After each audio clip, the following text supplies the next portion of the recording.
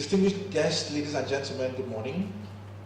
Thank you for counting this program worthy of your time and choosing to join us for day 2 of the Healthcare Nigeria Conference 2018. It is my pleasure to welcome you all to this day. Day 1 was memorable, and from the feedback we've received so far, exceeded the expectation of the attendees and participants.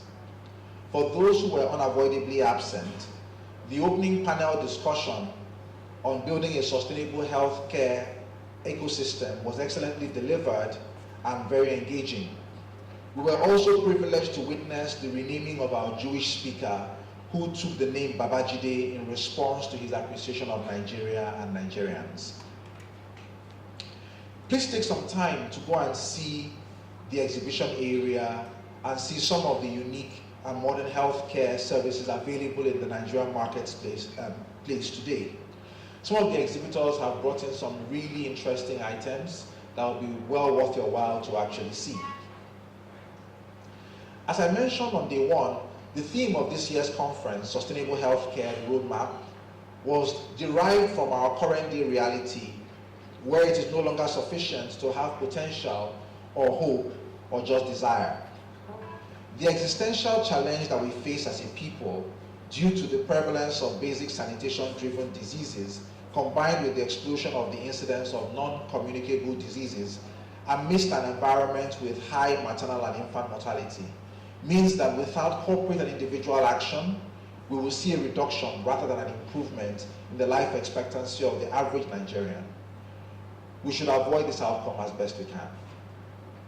This conference is therefore focused on highlighting actions that are being taken by various participants in the health value chain to support the extension of healthcare access to more people in Nigeria at affordable rates. Our partners in putting together this conference, Afrexim Bank, Swiss Re, Medical Credit Fund, a member of the Farm Access Foundation, and General Electric, to name a few, are already taking bold and decisive actions towards sustainable healthcare in Nigeria. Today is the final day of the conference, and we will hear of very practical activities going on that we can become a part of and or support however we can. Our goal is to achieve a step change in the healthcare access penetration of Nigerians and move that percentage from the current less than 5% to something that is significantly higher. Hopefully, if we can see over 10% in the next few years, that would be great. And while it may seem like a huge task, it's important to remember that it's simply just adding one new person for every person covered today. In truth, the Lagos State scheme alone being implemented can achieve that.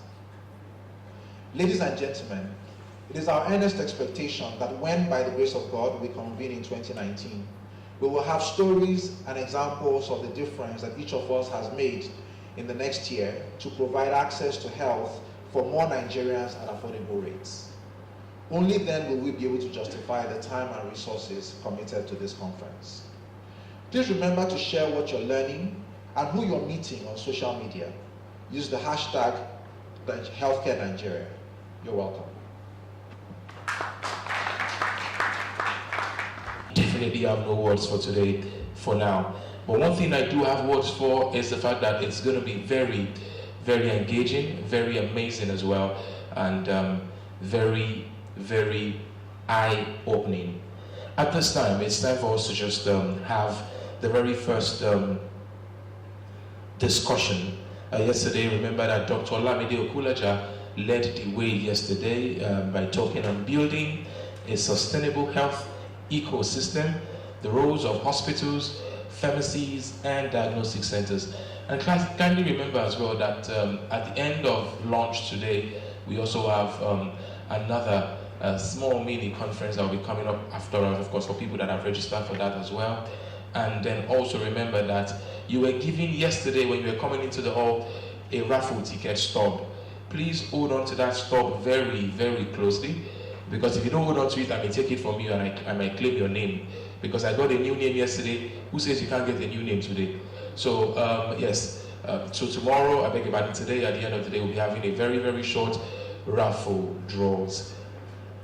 Leading the way today, ladies and gentlemen, for the first session, the first discussion, plenary session, speaking on the topic tech trends, use of technology to improve healthcare delivery.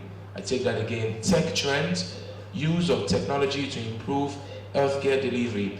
I give you Tunde Akiniboso from PwC. Put your hands together for him. Thank you very much. Thank you so much, Tunde. Tunde was a very, very early bird today, and it's so nice to see you take the microphone finally. Thank you very much, Tunde Akiniboso. Thank you very much.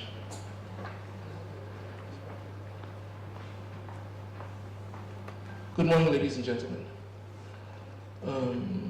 So I'll speak very briefly about a couple of technology solutions that are being used in other parts of the world, and some of them are currently being used here as well. And they speak to various parts of our operations as healthcare providers and HMOs. In certain cases, they speak to our back office operations, but generally most of them actually speak to our care delivery. Unfortunately, the text isn't showing. So the first I'll talk about is robotic process automation. Now, what do you mean by robotic process automation? So this is basically teaching a piece of software how to carry out several processes within the organization. So take, for example, at the care provider level, where we need to file claims for care provided with our HMOs, or even at the HMO level, where we need to process claims that have been filed with us. So what usually happens is that you have several disparate systems, or in several cases you even have manual records that need to be converted to electronic form. So this takes a lot of time, and these processes are typically error-prone. So what robotic process automation brings to fore is that you are able to teach a piece of software how to carry out these tasks on our behalf. Rather than having a person dedicated to doing that, we can better deploy our human resources to carry out more strategic activities within an organization. And we have that piece of software actually doing that for us. So this is actually in use in several organizations around the world, and even in Nigeria, we've been paying attention.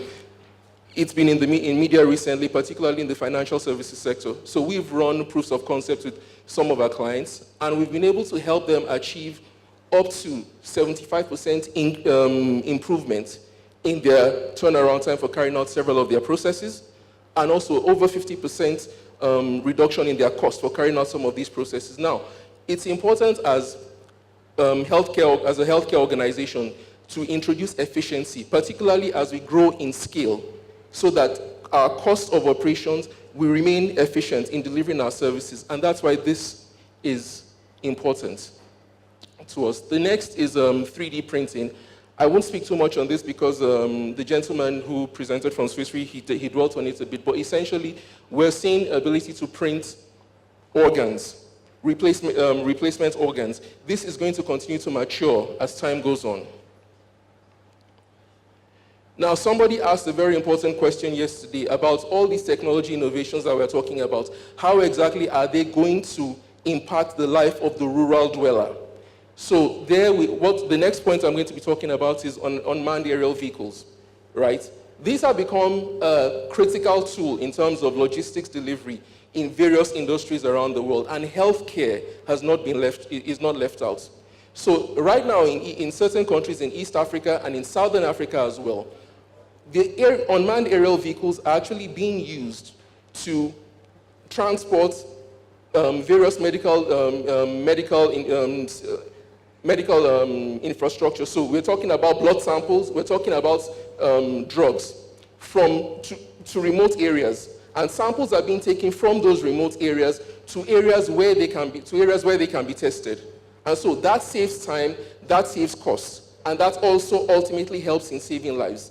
And this is something that will significantly add value to the care delivery in Nigeria. The next bit I'll talk about is artificial intelligence.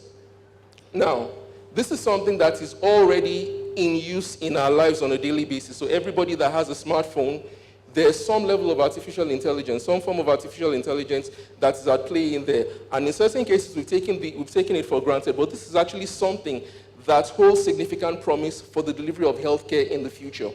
So we're talking about things like assessment of medical images, whether it's your CT scans or whether it's your X-rays. Currently, systems that have been put to test, they've seen that they have gained a marked improvement in ability to identify issues from X-rays, identify specific ailments as a result of reading through X-rays or reading through other types of medical images, CT scans, and other things like that. So that has actually shown us a stepped improvement from even human abilities to read these, and this is going to continue to improve as time goes on. The other bit that artificial intelligence also brings to fore is ability to process large unstructured data. So if you're taking in case notes, for example, we write our case notes in all sorts of different formats. One of the things artificial intelligence does, one of the capabilities is called natural language processing. Okay, it can extract meaning out of a lot of the text that we put in. So, for example, if we put in free form there, for example, this person smokes X number of packs of cigarettes per day or so, and that information is captured in a case note. Further down the line, right, if that person comes for a review, it's possible that the doctor misses out a lot of that information that has been captured out. Artificial intelligence can actually crunch a huge amount of that data and help us bring out that information and make it, and show its pertinence to the doctor that's interviewing, that's reviewing that patient, and show that probably this is something that needs to be considered in rendering a diagnosis. In addition to that, through natural language processing and other AI capabilities, systems can be connected to a vast amount of medical journals around the world and help doctors to better diagnose cases. So what that would do is that patient outcomes can ultimately be improved by using, by taking advantage of these technologies. The last that I'll talk about is blockchain. Now, blockchain, to a lot of people, it still remains synonymous with cryptocurrencies, but then cryptocurrencies are just one application of blockchains. And blockchains, there are a lot of use cases for blockchain right now that will help to transform several industries, and one of these is healthcare. So I'll speak further to this. Right now, there are several key issues with access to pharmaceuticals. Counterfeit drugs still remain a problem. Now, NAFDAC has done a significant amount of work over the years to reduce the problem posed by counterfeit drugs in the market. However, criminals will continue to innovate, and it's important that we use as many measures as possible to ensure that we stay ahead of this and we secure the supply chain. The other thing is unfettered access to certain drugs also presents a danger. So in the US, for example, the problem has been the access to opioids. In Nigeria, our own problems came to the fore last year, and I think early this year as well, with codeine. According to the WHO, a growing number of infectious diseases are becoming impervious to the antibiotics currently on the market. And the reason for that is unfettered access. So we do a lot of self-diagnosis here. So somebody just walks to a pharmacy, he notices some symptoms, he walks into a pharmacy and he asks for a particular drug. Now, in certain cases, the pharmacist may ask for a prescription, but in a lot of cases, you find out that they don't, right? And even if somebody presents a prescription to a pharmacist, right, who's to say that that prescription is actually original? Who's to say that that prescription was not, the person didn't just write out that prescription in his bedroom? Now, a massive collaborative effort is going to be required amongst multiple stakeholders. We're talking about care providers, we're talking about the pharmacists, we're talking about manufacturers, and even the regulators to ensure that this issue is addressed. Now, a brief description of blockchain. It's basically a set of distributed ledgers, right, which keep records of transactions. So somebody initiates a request on the network. The transaction is broadcast to other nodes. So a blockchain is made up of several nodes on a network. So the transaction is broadcast to other computers on that network. They have a mechanism to ensure consensus, so that data, once it's agreed that that transaction that's coming in is valid, it's broadcast to other computers on the network. And so once it is verified, a new block is added to the chain, and that transaction is the transaction is completed. Now, this is a technology that has the potential to disrupt several industries, as I said earlier on. So, what scenarios will blockchain be suitable for? Where multiple parties share data, multiple parties actually update the data. There's a requirement for verification to ensure that the data that's coming into that infrastructure is actually genuine and correct. Where intermediaries add complexity to a transaction, where interactions are time sensitive and the transactions, where interactions are time sensitive and it's important and those transactions are shared. So how can the blockchain help to address the current issues in the pharmaceutical supply chain? What we can get with blockchain is that we can have visibility into the entirety of the supply chain, from the manufacture to the distribution, to the prescription, to dispensing, and ultimately to the consumption. Now, what does this give us? From the side of the manufacturing and distribution, it helps us to ensure that the quality of goods that are coming into the marketplace, it helps us to ensure that only goods that were properly manufactured that meet the specific criteria come into the marketplace. And then at the other end of it, it helps to ensure that only parties that are entitled to it, who these drugs have been prescribed to correctly, they are the ones who get access to it. And so we have visibility down that entire chain. It is easier to carry out enforcement activities. It is easier to hold people accountable for the utilization and the dispensing of these drugs. And this is very, very important. This is very, very important to ensuring healthcare outcomes for our patients. So in conclusion, these technologies will provide us with opportunities to enhance our internal operations as care providers, as HMOs, and they'll also prove important in enabling us to improve patient outcomes. Thank you.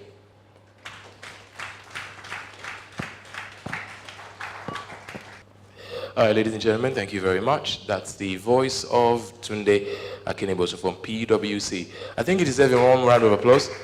One more time. Okay. All right, ladies and gentlemen, that you do know for a fact that you're going to be part of a panel, yeah? Yes, you are. Yes, you are. So yes, please. Have your seats, please. Thank you very much. That's you right there. Okay. So you're not going to go anywhere. You're here.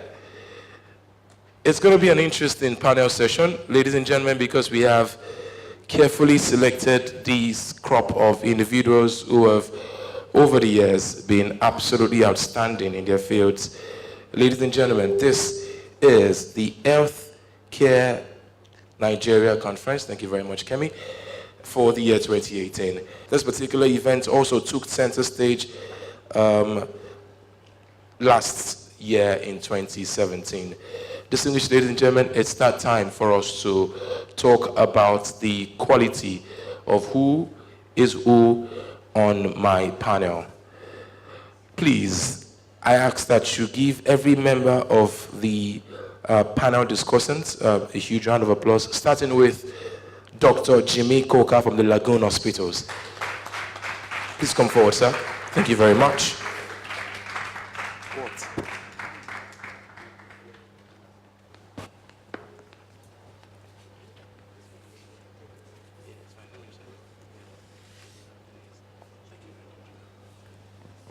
All right, ladies and gentlemen. All right, thank you very much. At this time as well, from Lilly Hospital, we know for a fact that Dr. Austin Okogun is unavailable, so he's well represented by Dr. Chidi Ihemedo. Thank you very much. Put hands together for him. We also extend our thanks and deep appreciation to our next panel discussant in the person of Professor Godwin Bazwaye from the UBTH. Good morning, Prof.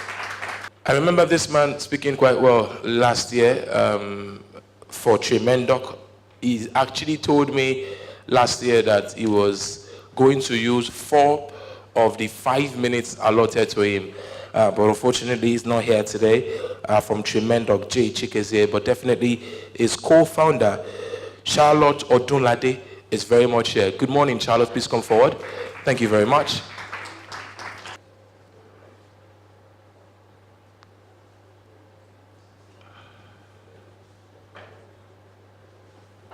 Brilliant. Absolutely brilliant. One more would make a perfect 6, a perfect 5 for the panel discussant. This man was here yesterday. One of the very early people here yesterday. I love his smile. He's smiling right now. Come along now. Pranay Garg from HealthCon India.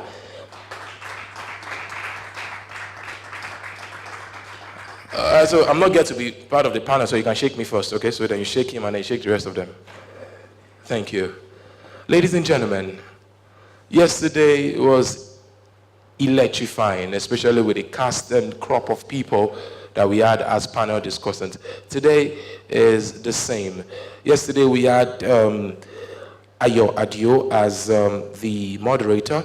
Today, ladies and gentlemen, we even went further to get one of the finest female voices you hear anywhere.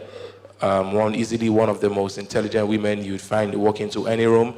Ladies and gentlemen, the panel moderator for today's session, or rather this morning's session, is none other than the beautiful Kemi Olawoye.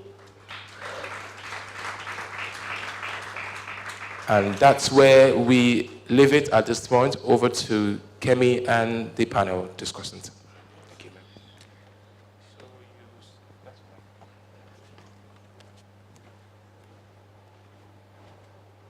Good morning. Good morning, everybody. Service, can we just test the mic? All right, so today is day 2 of the Healthcare Nigeria Conference, themed Sustainable Healthcare, the Roadmap. I hope we've had an amazing and enlightening discussion so far. My name is Kemi Olawoye, and I'll be moderating the panel discussion, Tech Trends, Use of Technology to Improve Healthcare Delivery. I know that we have already introduced our panel discussants, so we'll just dive right into our discussion. So my first question would be to everyone, but we'll start with Mr. Pranay. How are you currently using technology to improve healthcare delivery?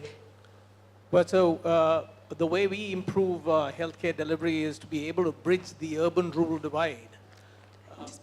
Can you hear me? Yeah, I think it's a bit better. All right.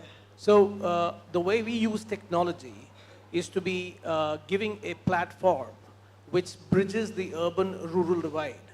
What we do is we have a smart IoT device which is kept at the point of care, and we remotely connect the doctor in the urban or semi-urban areas to the underserved rural populations. And to do this, we leverage the information communications technology, or the ICT, which is available across the country in terms of your, the connectivity using communications technology. That's your phone, 3G or 4G. So that's really how we connect the two, and then the deliverable of this particular interaction is a prescription which can be delivered at the point of care in real time. We've kind of implemented this in India, and we're looking forward to seeing this implemented in Nigeria as well. All right, thank you very much. Please, can we have Mrs. Charlotte Odunlade just share with us, how are you currently using technology to improve healthcare in your own sphere? Thank you. So Tremendoc actually aims to achieve a lot in the space of ensuring, healthcare is affordable and accessible conveniently to everybody and anybody. So why solution? We actually want to be able to, through telecommunication means, phones, your laptop, you can talk to a doctor anywhere, anytime, where you are.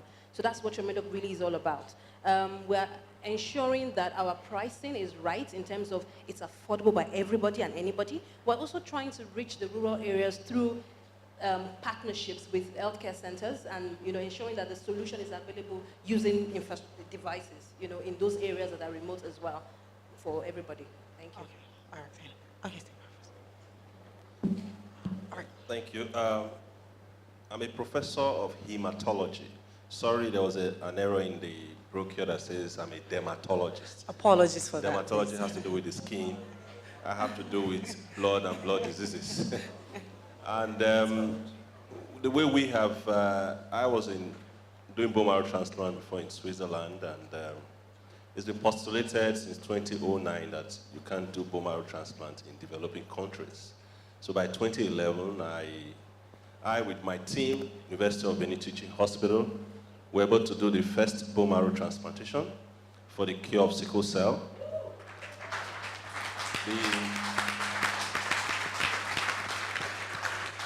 The first patient was a 7-year-old sickle cell disease patient who we converted from SS to AA. And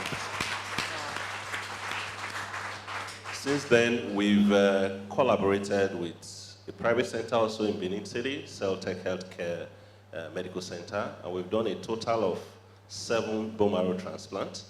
All of them has been converted to, we had one that was converted from SS to AS because the donor was AS. Also in the past, you can't use AS as donors, but technology has improved. In 2017, we did the first AS as a donor, and the patient becomes, has actually turned to become AS, which we also call a clinical cure. So we've had a 100% success rate with bone marrow transplant for sickle cell. The technology is actually not meant for sickle cell ab initio. It was actually meant for the cure for blood cancer. But during the process, a sickle cell patient was found to have blood cancer and was cured of both the blood cancer and the sickle cell. So the technology is actually meant for blood cancer, and we intend to start doing bone marrow transplantation for blood cancers and related diseases. Thank you.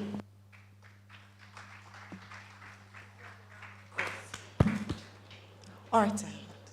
Well, in the hospitals, we are able to use technology in 3 different aspects: in management and leadership. Now, also in patient safety and clinical outcomes. In management and leadership, that's having to data management, because it's a key thing in the hospital. And we have to talk about the electronic medical records. Before now, we got some off-the-shelf EMR softwares, but we have migrated to developing our own customized software. So it's something we have built in-house. It's to suit our purpose. Healthcare system is just different from banks and other organizations, whereby you log in, you log out, you key in, you key out some things. A lot of diversity is involved. So that prompted us to developing our own custom-made EMR system. And aside that, it has also helped, technology has also helped us a lot in the patient safety with regards to security, the use of CCTVs, access doors. Before you can access some areas, you must have a security pass and other things like that to ensure patients in your hospital are safe. So on the clinical outcome, we also invested a lot in the minimal access surgeries and having diagnostic tools to help make proper diagnosis, give this confidence to the doctor, to the patient as well, that you're actually getting the right diagnosis and offering the right therapy. So technology has also helped us in expanding to other units. Because with technology, we can actually, in a remote location, you can communicate with the base hospital, and with the internet base, so it really helped to reach out to the rural communities. And with more technology coming online, even to manage our major problem with patients, as it is, it's patient waiting time. So to manage our waiting time, we had to bring in a QMS system, that's queue management system. I'm not sure of any hospital that actually uses it in this country. I don't know. But it's something we've tried to integrate into our EMR. Now, patient comes in, you know when you are waiting. You know when it's your turn to see the doctor. In fact, the way we're also expanding it is from your house, from your office, you can actually log in and see the number on the queue. And you log in on the queue and know when to come in. So we try to improve and ensure that patient care makes it so easy for patients to access care. Thank you. Yeah, thank you very much. At Lagoon, we've done quite technology to aid patient care. We are the largest private healthcare group, and we have quite a number of hospitals in Lagos. And prior to the implementation of electronic medical records several years ago, it was quite difficult to gather the information appropriately or have the patients have the right information in the right time at the right place. But with the electronic medical records, that has changed the game for us, such that now, through a fairly secure server, we are able to access all the patients in any of our hospitals, and it's a seamless process. It's also allowed us to have access to quite a number of the images and a lot of the other technological aspects of our service care provision. What that has helped us to do is to have to improve our quality system, because we are the only hospital in Nigeria and in West Africa with the Joint Commission International accreditation. With that, there's a lot of requirement in terms of ensuring patient safety and providing quality of care. But you can only do that with good data. And that data needs to be properly processed and properly archived. And with technology, that has helped. The other part, which is very important to us, is good clinical outcomes, ensuring that the patients have state-of-the-art care in the right place with excellent outcomes. And with the introduction of minimal access surgery, we've been able to do that, and we do the largest number of minimal access surgeries in Lagos, at least, if not in the country.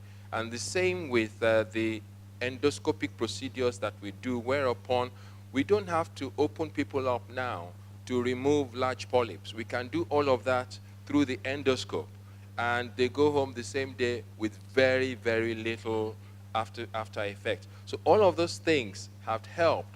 It's the same with our orthopedic surgery, because now if you have a problem with your limb, for example, and say you've had a really bad accident and the limb is no longer functional, then with a lot of technology, we're talking about robotics and artificial intelligence, you can actually replace the limb. So that we did the first whole arm replacement about a couple of years ago, and the patient is still fine with a functional upper limb till today.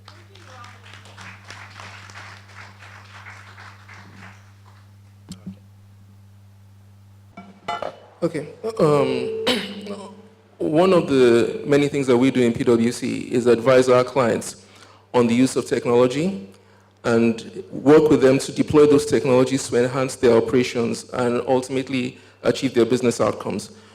We start from a strategic point of view vis-a-vis what exactly is it that this technology that you're talking about is going to do to support your operations and help you achieve your business outcomes. What are the options for putting this technology in place? What are the good practices around the world that you can leverage?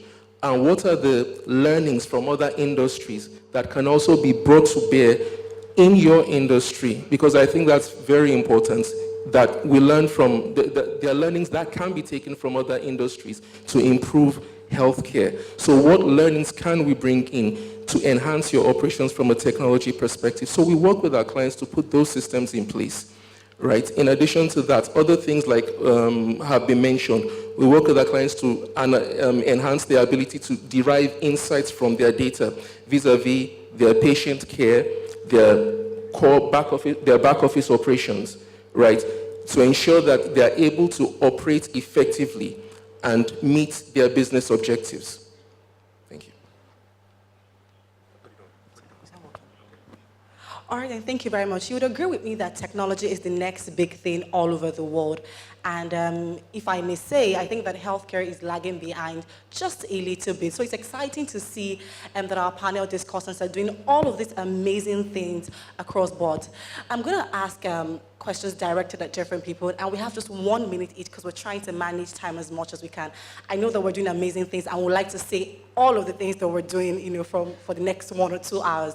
But we'll just have 1 minute each. I'll direct my question at Professor Bazwaye. We find what you're doing very, very interesting, and I must say kudos to the team. It's been 6 years since the first successful bone marrow transplant. What are the challenges that you faced following that particular procedure? Well, thank you very much. Well, I think the first problem is power. The transplant program requires constant power. So most of the cost for the transplant is actually 1/3 of it is into power. So you need to have an isolation room with HEPA filters, and you have to have light power in that room 24/7. Also, the other challenges are drugs. Most of the drugs are imported. They're very expensive, so about another 1/3 goes into drugs. The other is personnel. What I did since I came back from Switzerland is to train Nigerians. And so we had sessions of making sure that Nigerians are trained. One of the transplants I did in 2014, we made sure that all Nigerians who are interested in transplant gathered in Benin, and then we had to train most of them. So trained personnel is another thing. And then I also feel too that the political will. Many Nigerians leave Nigeria for medical tourism with respect to going for transplant. But we have a center in Nigeria that's been there for over 6 years. And we've been talking about having an international transplant center. Because if you do more transplant at the same time, the cost is cheaper compared to when you do 1 or 2 each time. So I think also to the ability or the zeal of government to come into it and make sure that funds are available. The private sector I'm talking about, when you take loans at almost 25% interest, then you're working for the bank.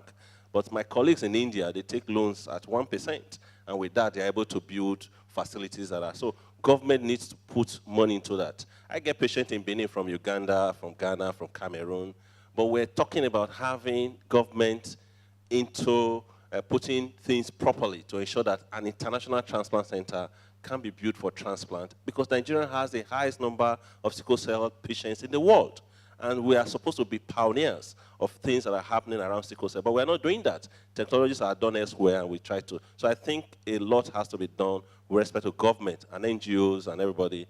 And I also believe, too, that if we all go to the challenge of sponsoring 1 or 2 transplant patients, many Nigerians cannot afford a transplant.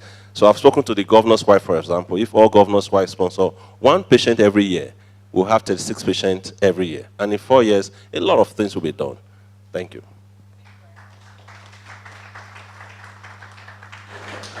For Dr. Chidi, IVF has been one of the most accepted form of healthcare technology in Nigeria.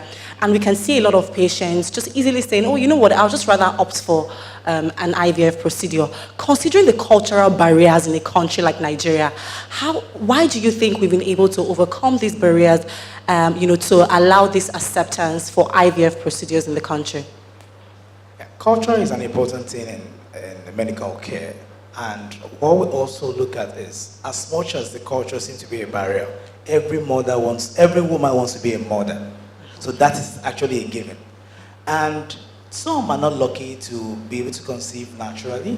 Some tend to go through other means to get the conception. So it has been a challenge at the early phase, but with the increasing technology available around and educational, the increase in the level of how women get educated, the literacy level is increasing, so it's making them see it as a normal way. It's not something like, oh, if you have go through IVF to have your baby is abnormal or something. No, it doesn't make your baby less compared to others. So it makes it easier because it can actually, with the way technology is, you can actually determine the sex of the baby you're going to have. So it's the thing of the past where culture becomes the fall in depriving a woman from getting pregnant.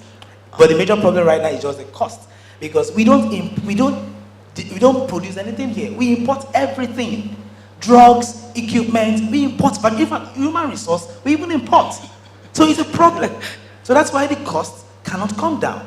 But the problem here is appropriate pricing. If we don't price our healthcare system properly, we are going to oblivion. So we just have to be careful how we manage both costs and the prices. Still on the Nigerian mentality and the cultural barriers that we're facing as a country, I'd like to ask Mrs. Charlotte, The typical Nigerian would rather go for a physical visit to see their doctors where they would touch them, examine them, rather than make a phone consultation and they just say, use this drug. I mean, I won't feel like I've seen the doctor. So how do you think we can overcome this barrier? Thank you. So Tremendoc pretty much has this in mind, and we were not particularly sure what the results would look like, so we decided to retest. We sampled 1,000 consultations at the time and realized that about 70% of the consultations were treated end-to-end on the app, on the solution. So we realized that yes, people who want to, still, so people who want to do a second opinion, but people who think, okay, I need to see a doctor right now, I don't have the time, this works for you. So Tremendoc pretty much provided that, or rather provides that platform for you to access medical care or basic consultation services without reaching too far, and even affordable. So one of the things that we were careful about was to manage perception of this transition. So we see that people would say, I want my own doctor. We say, bring your doctor on board. People would say, oh, I want my own hospital. Fine, tell your hospital, the people who treat you, tell them to come on board. So we are welcoming, doctors of different. I mean, the other day I had a doctor. Someone came to me and said, "Oh, I'm into physiotherapy. What do you have for me? I think that we can be represented here." And yes, of course, there are people who would ask for these, and we can refer you to specialists on the solution as well. So yes, the culture thing has been there, but we are educating people a bit more. People need to see the value because it's something that you have to use it to understand how far you can go with it. Thank you. All right. Okay. I know that the solution that you're currently trying to introduce in the Nigerian market is telemedicine, where people can stay remotely and they can access, speak to a doctor, a consultant. Internet is a major issue in Nigeria. How are you going to overcome this challenge to be able to push this solution in a country like Nigeria? Right, so what I understand is that you've got an infrastructure that supports at least 3G. And it is kind of well spread out. So the solution that we've got is designed on very low bandwidth access, between 100 to 200 kbps. And not a problem. I'm not saying internet is a problem here, but access to internet by all is a problem. And what we were using is hotspots and having a seamless, effective consultation, both from taking vitals, kind of transferring that to the platform, as well as the doctor and the patient. The demonstration was a kind of a doctor in India being online here, but we were discussing through the hotspot. So that's what I expect from a minimum in terms of infrastructure support. And when we talk about technology, you have to leverage the ICT network. And you've got to be talking on building capability and infrastructure from a national perspective.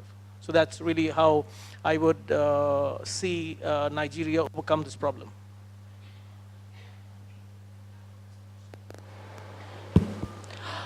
I think that the government getting involved in a lot of these initiatives would be the way forward, would be a major, would impact greatly, in terms of technology in healthcare.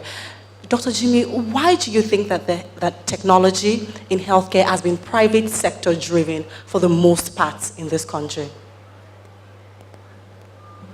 Yeah, thank you very much. The main reason is because of investment. As my colleague said, we import most things. And also, there hasn't really been sufficient investment in the healthcare generally in the country.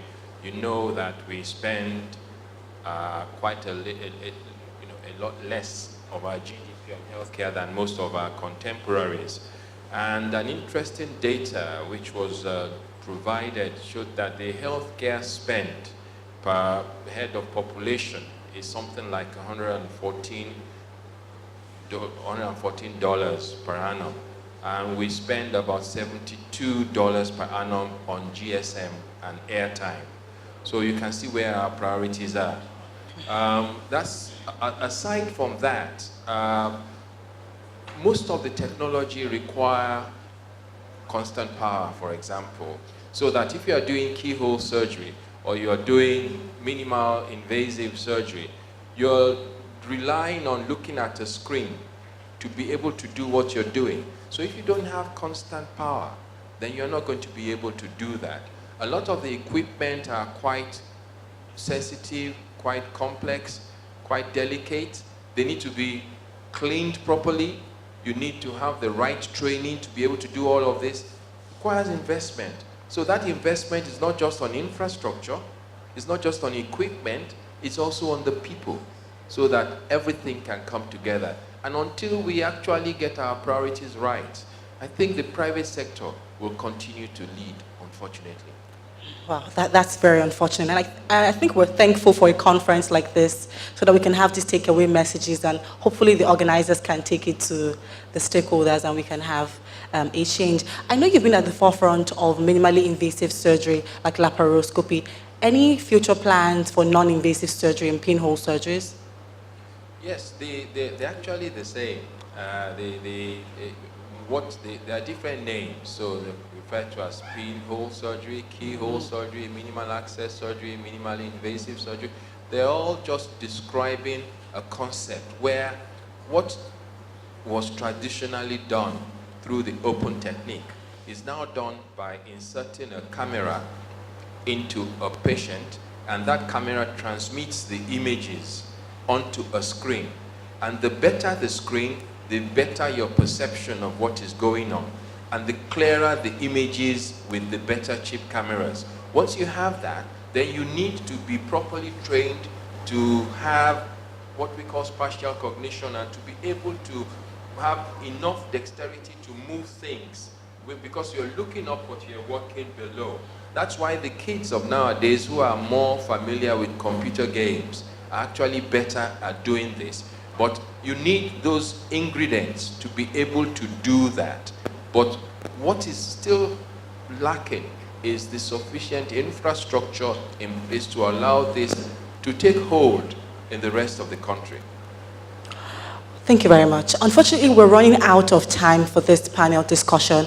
So finally, I would like to ask all of our panel discussants, how do you foresee technology reducing the cost of healthcare in Nigeria? Okay, so first, one of the key things that needs to happen for costs to come down is scale. I believe that there needs to be, for people to be able to get healthcare at a relatively low price, there has to be scale within the sector.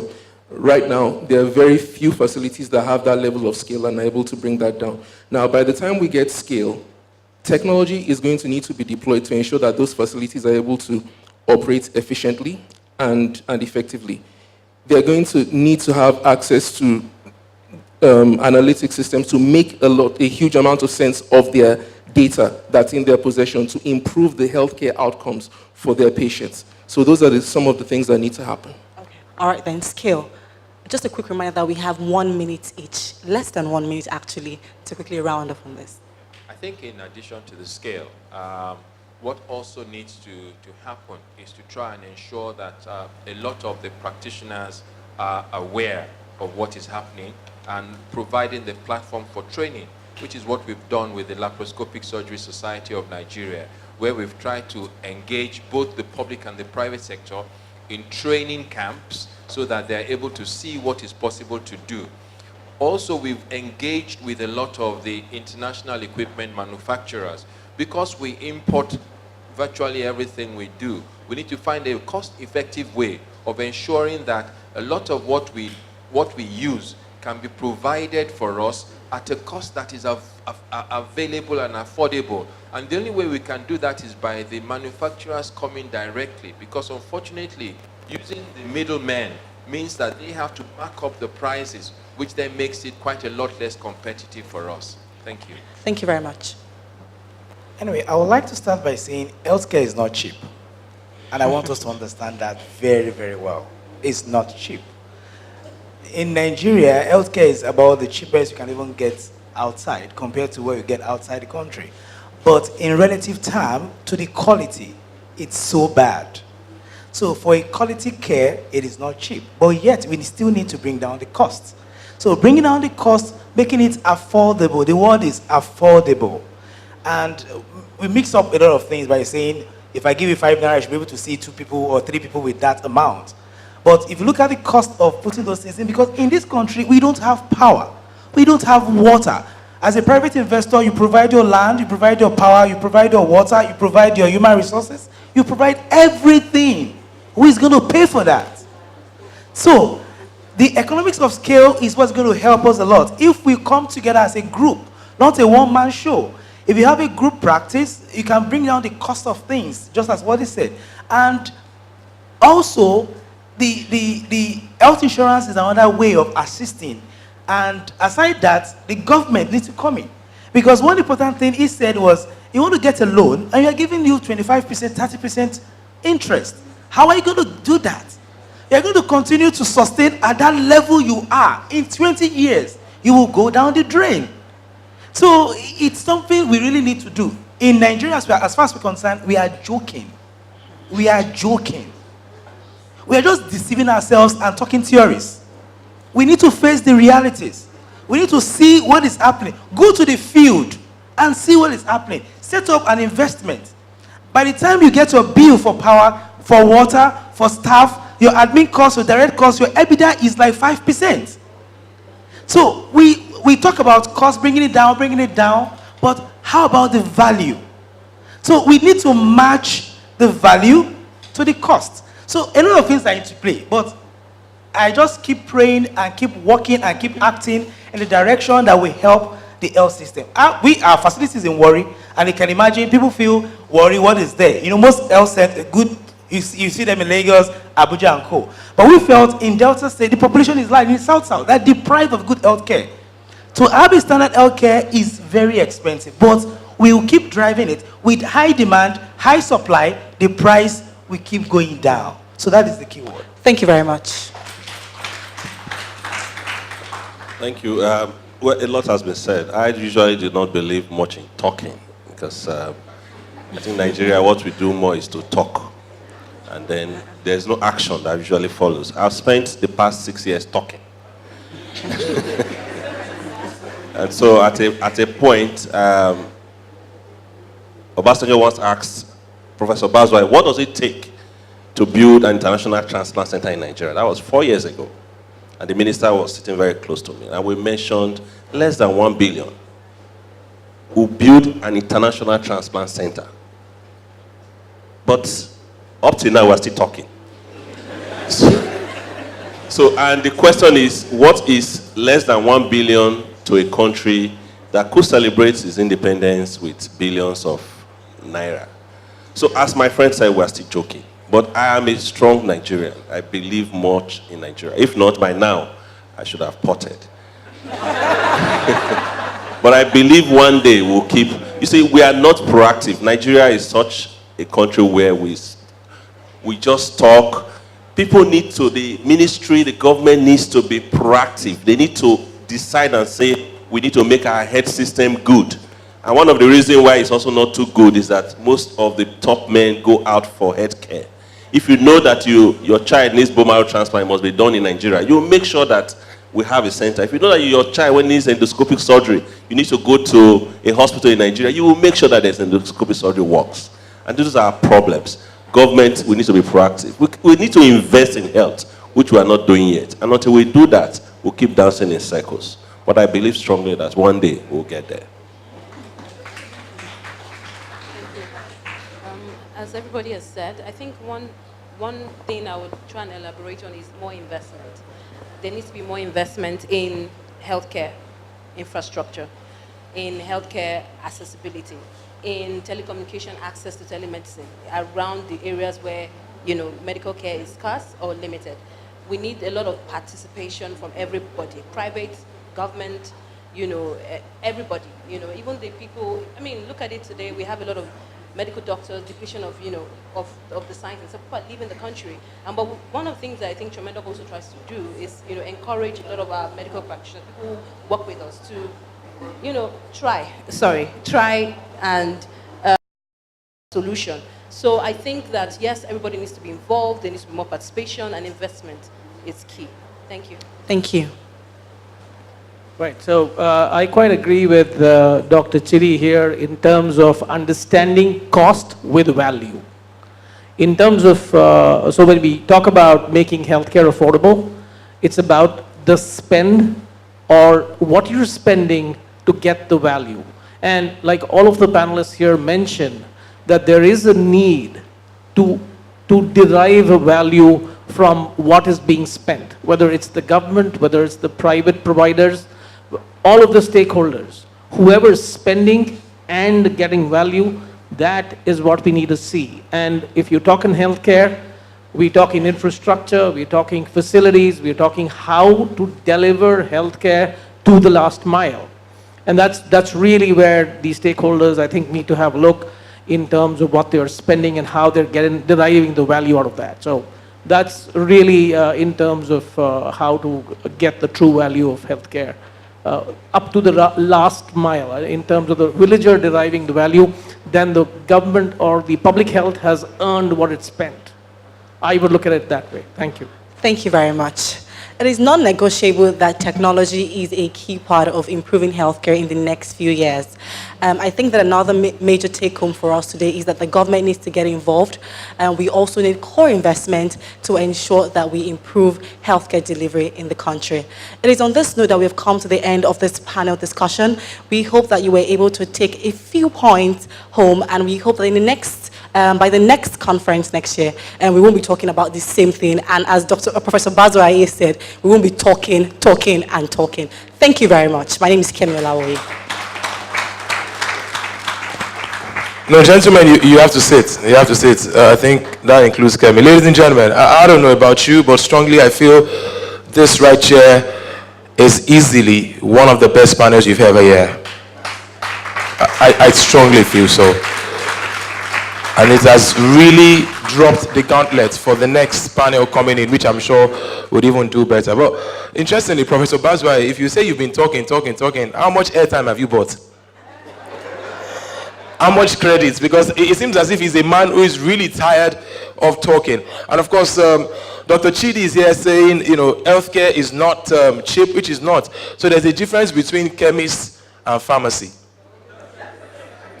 There's a difference between Baba Ada Pharmacy and IGEA HMO. But ladies and gentlemen, what we're trying to say is, just like Kemi Olawoye said, it's non-negotiable, the story and the importance of technology in the health sector.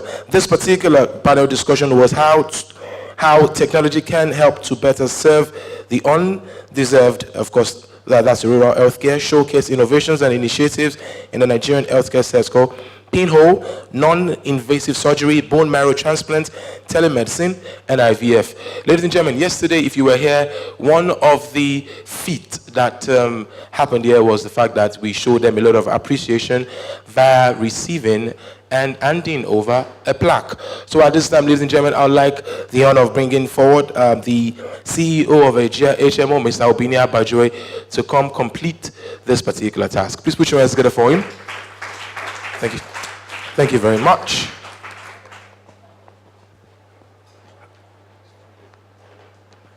All right, so first up will be Tunde Akiniboso from PwC. In fact, there's a debate between Tunde and I about how best to pronounce his surname. So I'm not wrong if I pronounce his surname wrongly, because this man just knows how to pronounce his own surname a few days to his own wedding. So we are on the same level. Ladies and gentlemen, standing by to receive his own award is the irrepressible Dr. Jimmy Coker from the Lagoon Hospitals. I mean, guys, don't you just love this kind of hospitals? You hear hospitals, you hear Lagoon Hospital, you want to be sick. I don't know if you understand what I'm saying. I mean, you hear Lily Hospitals, yeah? If you come to where I live in Ipaja, what you hear is, you hear GAT Hospital, GAT. Can somebody tell me what GAT means? Let me tell you, God's appointed time. For what? That's supposed to be a hospital, yeah? I mean, I hear Lagoon Hospital and I'm feeling sick already. I want Dr. Jimmy, touch me, sir. Any sickness that is already coming in the future is already gone because Dr. Jimmy Coker from Lagoon Hospital touched me. Not God appointed man. Ladies and gentlemen, Dr. Chidi Ihemedu from Lily Hospitals. Thank you very much.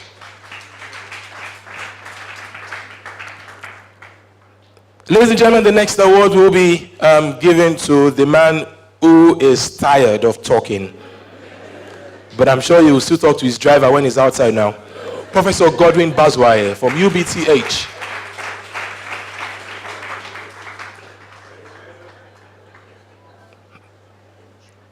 But Professor, you and I know that you won't talk when our account number is in the mix, so you will like that conversation.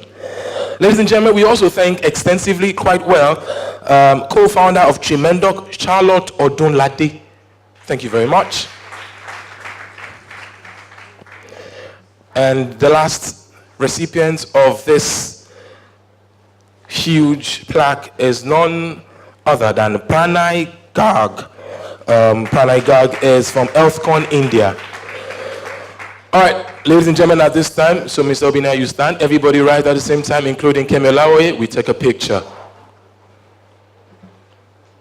This is the part I don't enjoy, the job of people like Kemi Olawoye. Everybody gets plaque and Kemi gets photo. But it's fine. I mean, we love you still, Kemi. Kemi Olawoye is phenomenal, absolutely phenomenal. So yes, this is brilliant.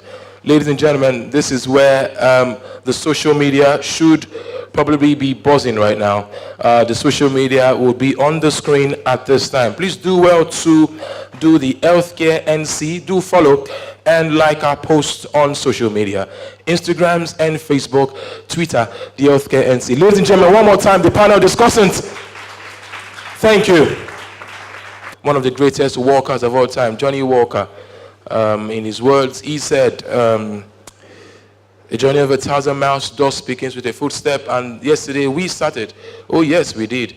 This particular journey that has been absolutely, absolutely outstanding. The crop of the minds that we've gotten from this event, the crop of the deliveries as well, is absolutely, absolutely beautiful.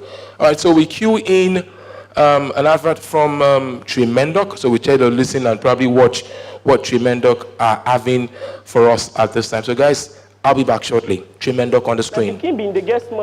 At this time, ladies and gentlemen, what are you doing for yourself? What are you doing for people? Most especially, what are you doing for humanity? I give you to discuss, or rather, to mention to us the story of Solange Folusho Odegbayike from Solange Foundation. Please put your hands together for her. Thank you very much.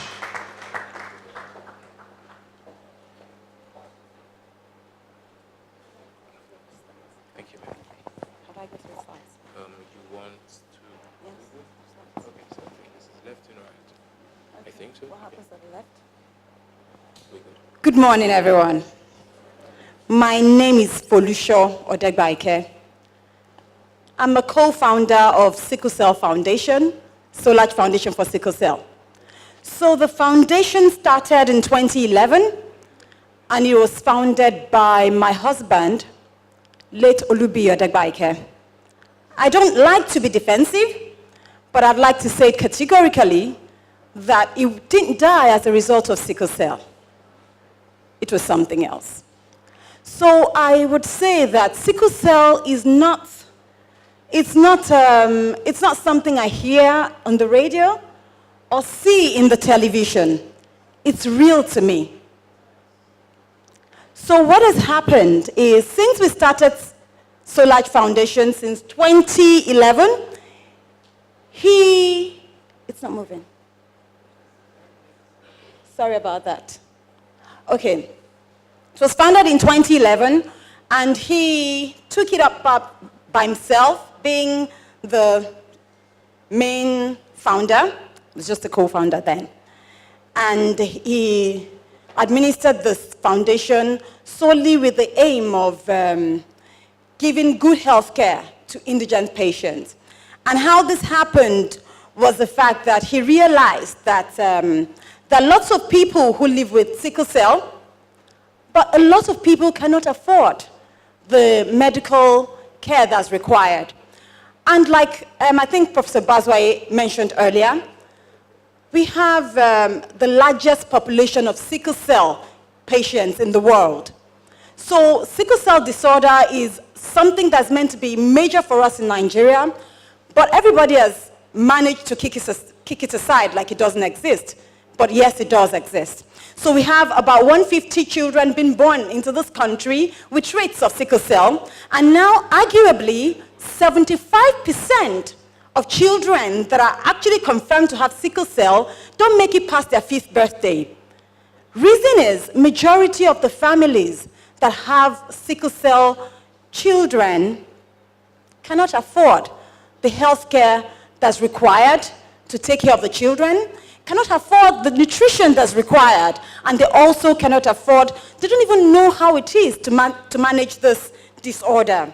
So that led to our objectives, which is to alleviate the pains of patients living with sickle cell disorder by providing free routine drugs, provide free full medical support, including surgery to indigent patients of sickle cell through our strategic partner, HiGEA. And how this happens is we have partnered with HiGEA, we have beneficiaries, we pay a premium to HiGEA and they get treatment for free.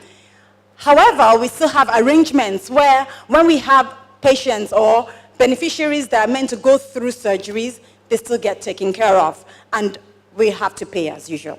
Like one of the doctors said, healthcare is not cheap, and I think we know that. Provide regular medical screening for preventing complications associated with sickle cell disorder. And bone marrow transplants. So we've not been able to do any we've not been able to afford any bone marrow transplant. And we've been talking to doctors abroad because we were not aware that it could be done in Nigeria. So someone told us about Dr. Bazwai sometime in January, and she just said she was watching the TV and the name went through fast and she didn't see the name, but all she could remember was University of Benin Teaching Hospital, and we started to do our research since then.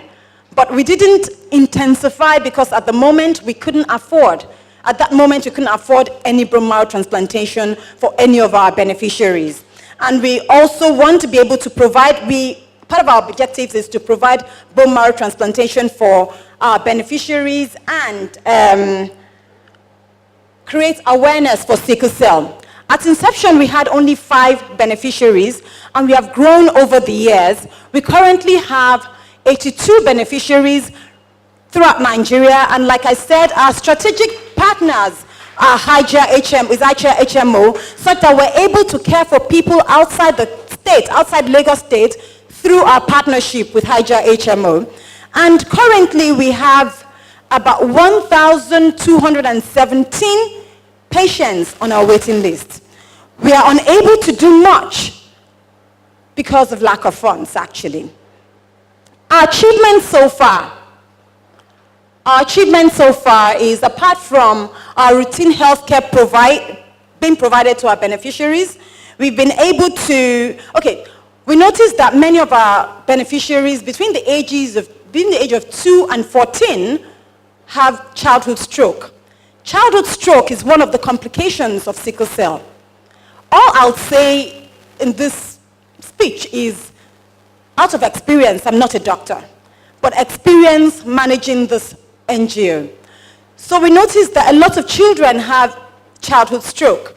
And when they have childhood stroke, it literally stops them from living normal lives. So you find a child who's 7 years old still being fed. You still find a child who's 6 years old, 7 years old, still being carried by his mom on her back whenever they're going out. So she has to back him to school. Someone stays there with him in school, and when the child's ready to go home, she comes and backs him back home. So that's what happens, and we noticed that this has increased over the years, and so we had to make transcranial Doppler. That's a test for the brain. It helps us detect when a child is at risk of having a stroke. So once we detect, and there are medicines, hydroxyurea or something, yes, hydroxyurea, that is meant to be administered to the child to reduce the risk level of stroke. And so we've been able to manage a number of children such that some didn't even fall into a stroke. Some are so bad that there's very close to get into a stroke, and we're able to manage it, and they don't get into a stroke. And that's how we do the transcranial Doppler. So we conduct transcranial Doppler every year for beneficiaries between 2 and 14. So we had a hip replacement in 2016. We had a skin grafting surgery in 2017, where one of the complications of sickle cell also is ulcer, leg ulcer.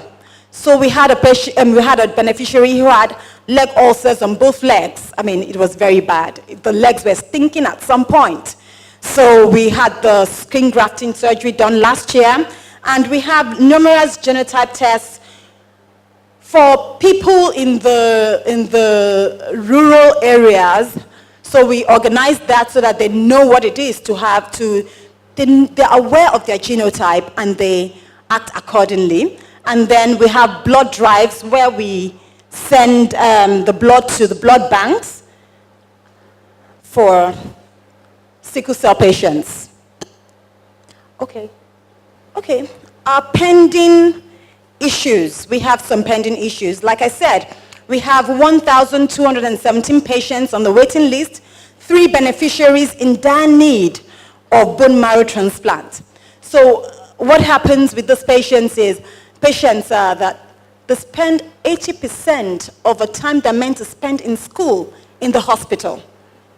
And so after investigations, we found out that the only solution for these beneficiaries is bone marrow transplantation, and that's why we were trying to get a hold of Professor Bazwai. We have 5 beneficiaries who require hip replacement, and currently we have children that are less than 6 living with childhood stroke. At this point, I would like to bring up one of our beneficiaries' parents to talk about the story so far for him. Please I'd like to invite Mr. Aluko up here.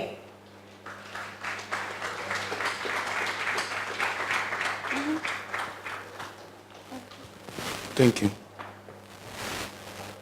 Good morning, everybody. Idowu Aluko is my name. My first son is a beneficiary from Solas Foundation who happens to be diagnosed as sickle cell. I gave birth to him in 1998, June 17, 1998. And September 1998, he had crisis. And I didn't know what happened then. And they said it's sickle cell. And I've heard about sickle cell. And we started managing it. General Hospital Ikeja, I think Dr. Dizu was the consultant then. We managed it. But when, in 2011, another thing happened that I never seen in my life. And that is leg ulcer. The leg ulcer crippled him, he couldn't walk again. And we took him to Bagada General Hospital. They referred us to Sickle Cell Foundation. They couldn't manage it well. He couldn't walk again. And somebody now said, there's one foundation that takes care of sickle cell. That is where I got to know Solage Foundation. And Solage now referred us to Lagoon Hospital. The boy couldn't walk again. When we got to Lagoon Hospital, surprisingly, it was Dr. Nokoya. I've been on Nosoya, so doctor admitted him, and by the time they discharged him, he was walking without any crutches, which involved a lot of money.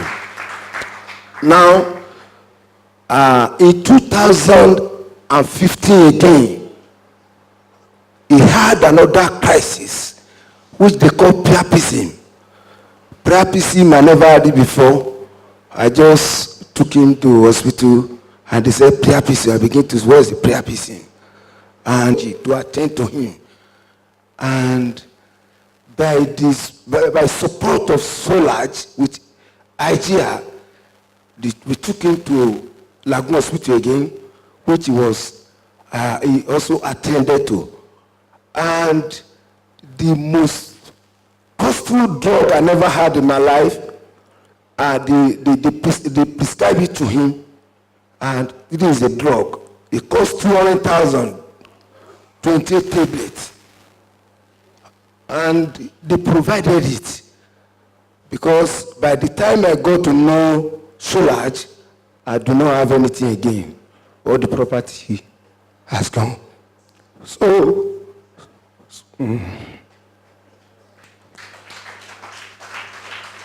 Solaj has been helpful to my family. When the boy was in admission at Lagoon, he wrote his WAEC.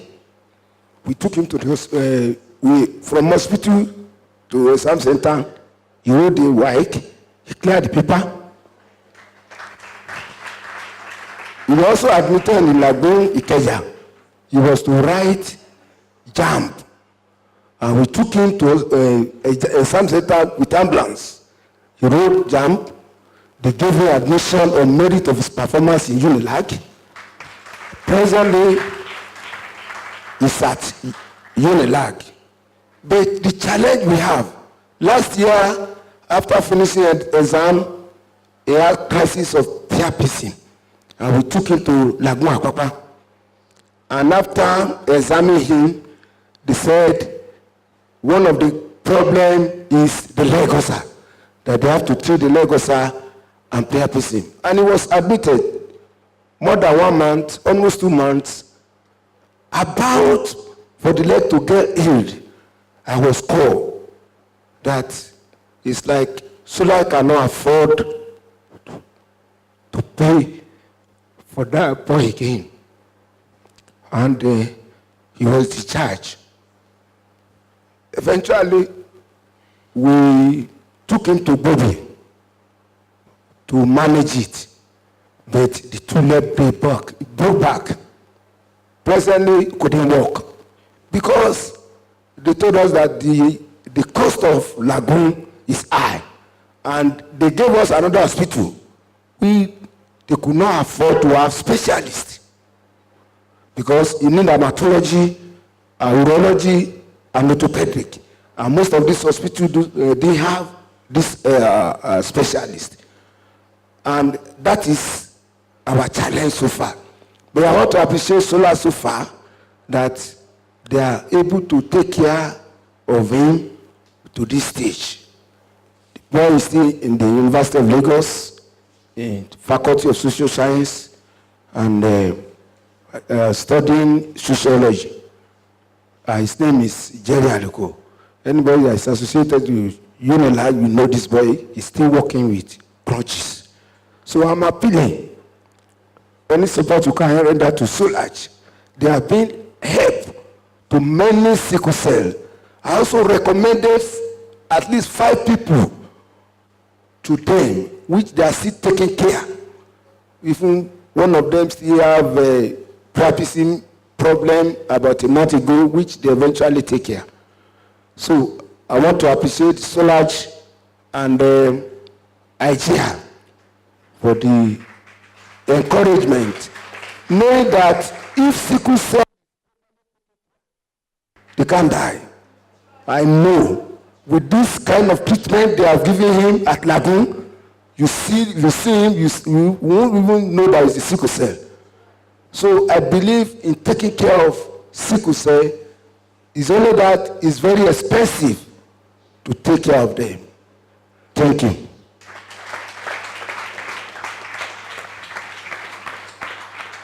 Thank you. So would like to plead for assistance from anyone and everyone.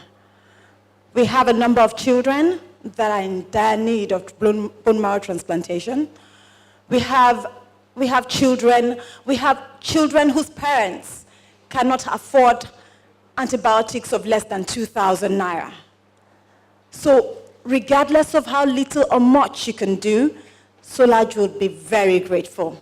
So you can support in different ways. So you could have the corporate support where Solaj will stand in to help you be the social security, partner with you to be your social security, corporate social responsibility. And then you could also partner with us as individuals, giving regular donations or occasional donations, and you could decide to sponsor a child. You could also decide to sponsor a bone marrow transplantation procedure. We would be very grateful to have as many people as possible support us on this. And on the screen is the cost of healing as many people as we can in Nigeria. We were stifled of funds last year from what he mentioned. We couldn't afford as much as we could before because we don't have so much support.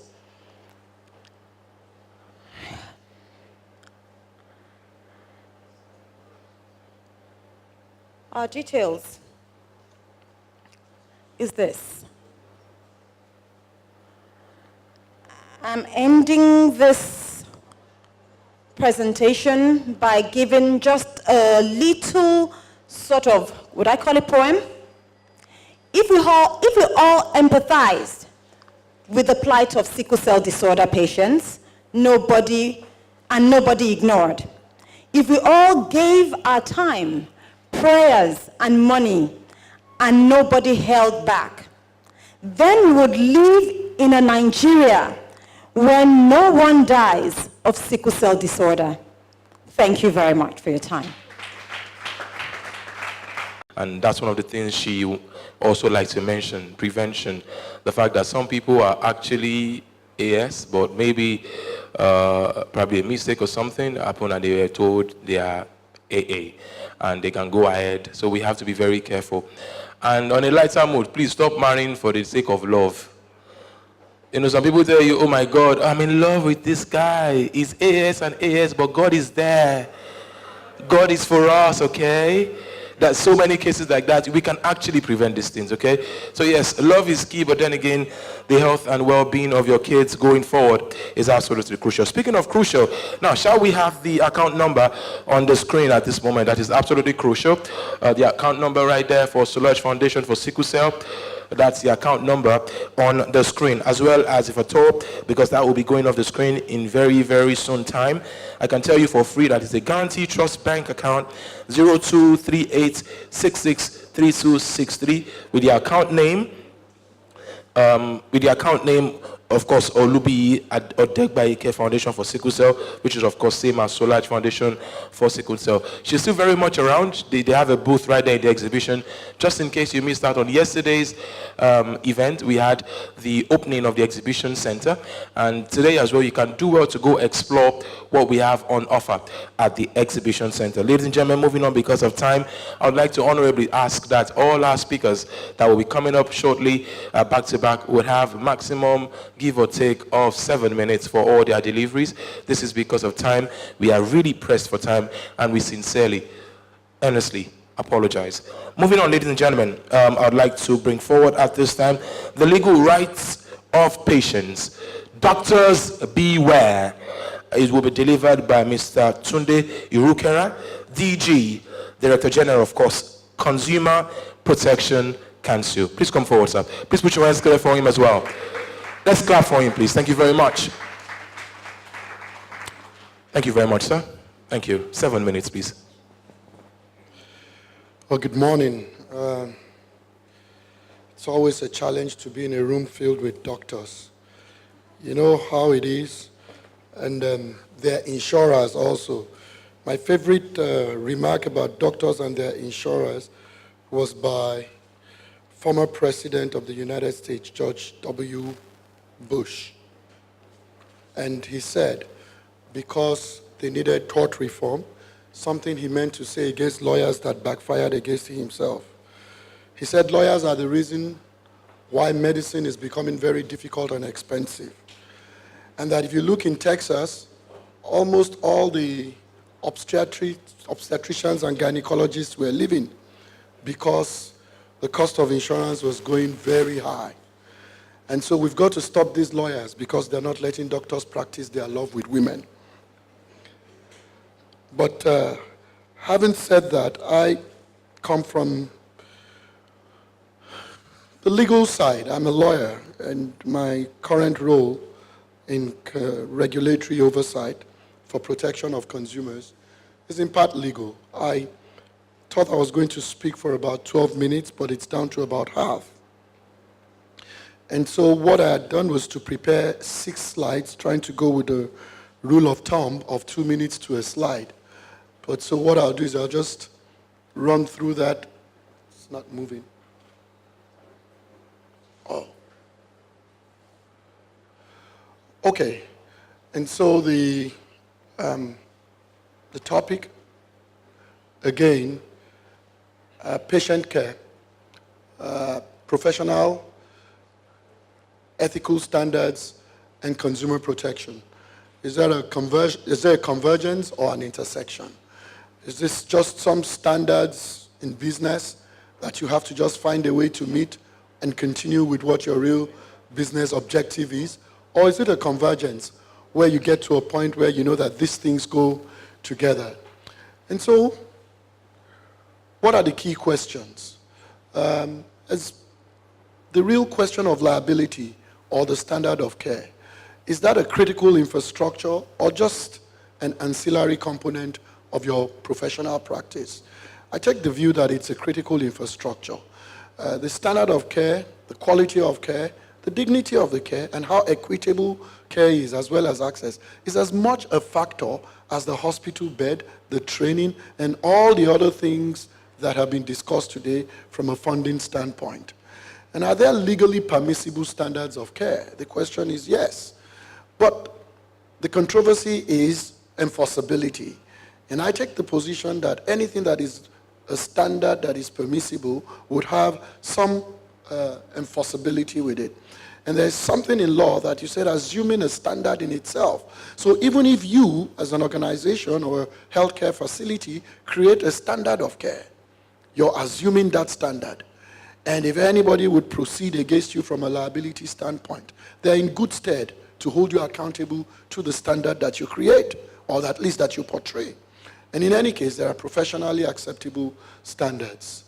And so, of course, the question of a standard of care, whether it's a right or privilege, I suppose my last statement clearly demonstrates that.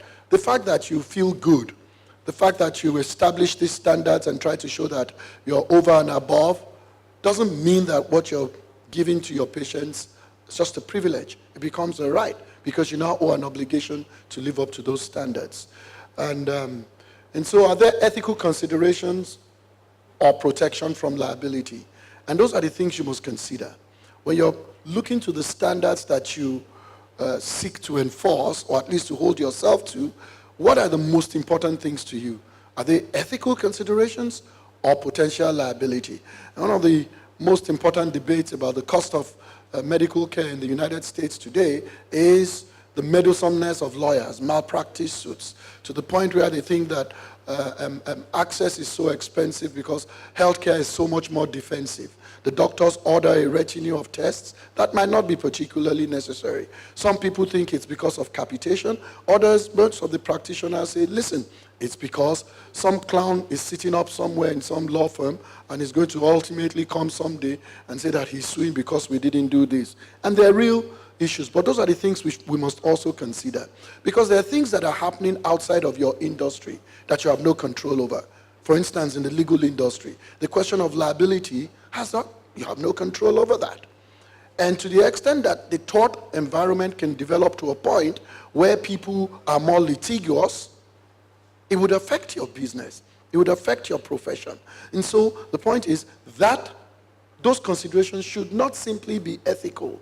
It must also be legal. And so professional responsibility, legal liability, is it a substitute or an addition or an alignment to professional responsibility? And so discipline is not the only way. I think discipline is important for the profession to continue to eliminate substandard practice and for the reputation of the profession. But it's very clear that discipline in itself, while it improves standards and prevents injury or substandard care, it is not the only remedy when something goes wrong. And professional control versus remedies for injury, which is the point. You cannot professionally control what would happen to someone, even if what you think they have done. Ethical responsibilities. Also, a thin ethical responsibilities in addition to or just professional responsibilities. The thin line exists. Professional responsibility mostly relates to competence and professionally set standards of care. Ethics relates more to behavior and the patient-doctor relationship. Can improvements in either or both raise the standard of care? Of course, or the outcomes for patient safety. Or can liability derive from either or even both? Meaning that can liability derive from either ethical responsibility, a failure in ethical responsibilities, or professional responsibility? The answer is yes. And sometimes liability would derive even from a failure of both responsibilities. And so accountability / consequence management in raising patient care and safety. The greatest behavioral modifier in the world is consequence management. What are the existing channels for consequence management and or accountability? Of course, the discipline is that. Professional discipline, standard setting, monitoring, accreditation, continuing medical education, etc. Of course, legal liability, then other regulatory intervention. For instance, the consumer protection and malpractice or liability insurance. And finally, something that we're about to unwrap, something that I started working on within a few days that I started work at the Consumer Protection Council. And that's a patient's bill of right.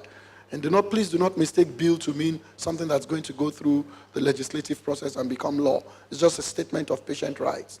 And it's based on broad-based stakeholder engagement. And we spoke with the NMA, the Ministry of Health, Pharmacists Council, radiologists, lab technologists, nurses. And so we spent some time trying to address the end-to-end value chain of hospital care and what the responsibilities are in each of those areas. And so what we've done is to codify what really are existing standards, whether statutory in the Health Care Act or the Hippocratic Oath or other documents that identify ethical standards. And so the patient's right constitute a convergence of both the ethical responsibilities, the professional responsibilities, and legal liability also.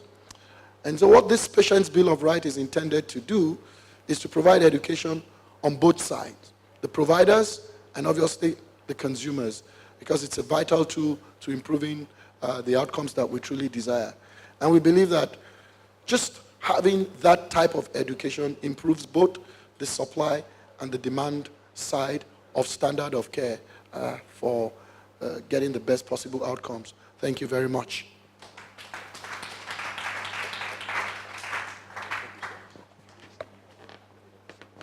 This is the last conversation we have before we go straight up to the panel. Are we good? Hold on, sir. Thank you, Babatunde Fish. Okay.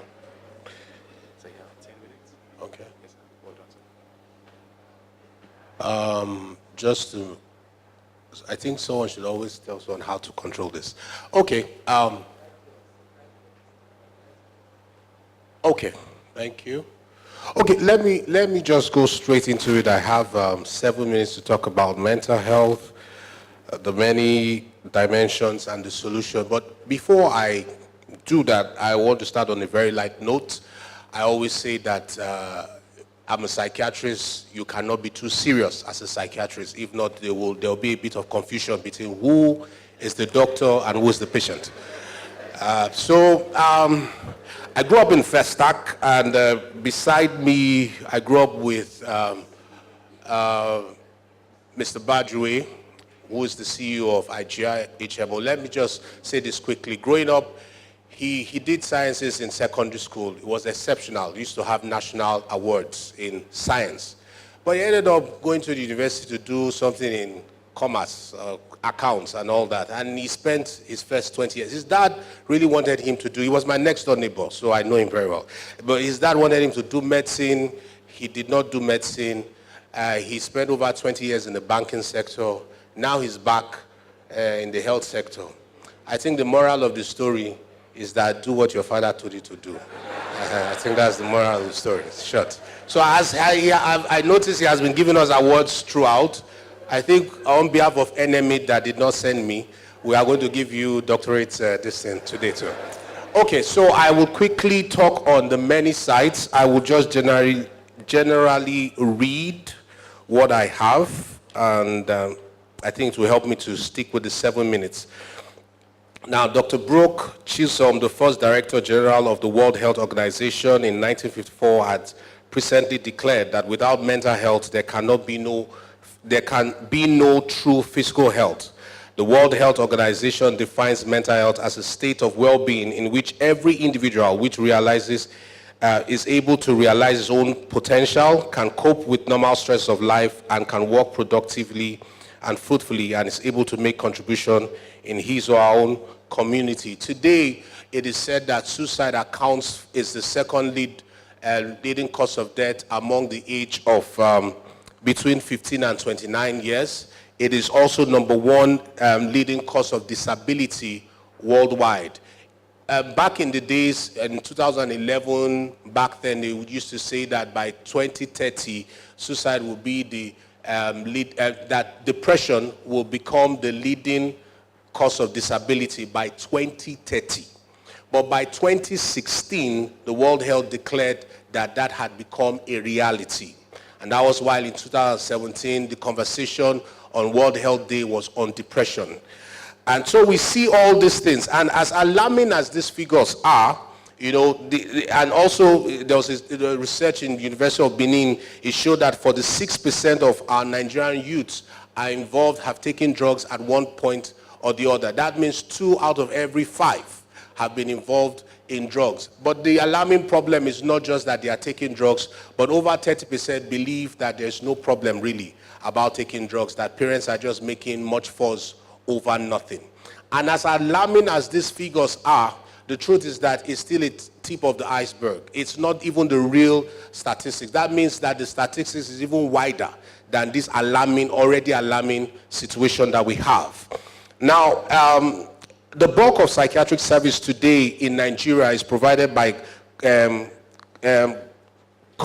country's 8 regional psychiatric hospitals and the departments of psychiatry in 12 medical schools. A number of general hospitals, both federal and state-owned hospitals, also provide these services. Why I'm mentioning this is that unlike many other fields of health, in many other fields of health, you have more private sector's involvement than government involvement. I mean, you have a lot of private facilities providing other forms of medical care apart from the federal government and the state government. But when it comes to psychiatry is almost like the reverse. You have more government facilities providing those cares than the private sector, it's not really an alarming thing, but it tells you that there's a wide space for us to begin to consider and begin to play in, because there's a need for mental health in the private sector to begin to expand to address this challenge. Studies have shown that Nigeria has a ratio currently of mental health bed of 0.4 per 100,000 persons, 4 psychiatric nurses per 100,000 persons, and 0.09 psychiatrists per 100,000 persons, and 0.02 psychologists and social workers. That means when it comes to the psychologists and social workers, they have to put them together for the number to even be significant. Among social workers, 0.02 per 100 persons. So there's a big dearth of personnel when it comes and the whole addressing mental health issues. Apart from individual attributes such as genetics, personality, and so on, other variables such as sociocultural, economic, and political environmental factors influence the development and the presentation and the outcome of mental illness. Why this is important is because we have a lot of laudable policies in Nigeria. If you go to the website of the Lagos State, they already have, as far as mental health policy is concerned, we've got it figured out. But the problem is the implementation. There are really no timelines. It's just a lot. It's more of, as it remains as best a broad statement of good intentions. When we talk about sustainability in this context, it is our capacity for something to endure despite potential constraints. Somebody said the best way yesterday during the conference, said the best way to describe sustainability is held for the people and by the people. So despite our current constraint, what can we do to improve the mental health challenge in Nigeria? Our focus in building sustainable mental health care will therefore have to shift towards measures to promote a mentally healthier community rather than on mainly treating acute cases. This is what I mean. If we have to look at sustainability, we have to think more about healthy communities and not just chronically unwell people. Because if we do that, the burden will be too much to even sustain it. So the many dimensions of mental health, there are social issues, there are economic issues, and there are environmental issues. In environmental issues, one of the things I mentioned there is the fact that there is an interplay between physical conditions and mental conditions. We listened to the story about the Solaj, the child that he talked about. If that child was not properly taken care of physically, it is very likely that he would at some point may develop depression and may consider committing suicide. But because his physical health was well taken care of. So when it comes to the many dimensions of mental health, we cannot just talk about just mental health. We have to talk about the environment. If you improve the environment, you are likely going to improve the mental health. I did a study in 2013 and another study, I think, in 2015. One was among telecommunication staff. And I noticed that there was increased probable mental health issues among those who worked in Lagos compared to the staff that worked outside Lagos. Now that was not enough.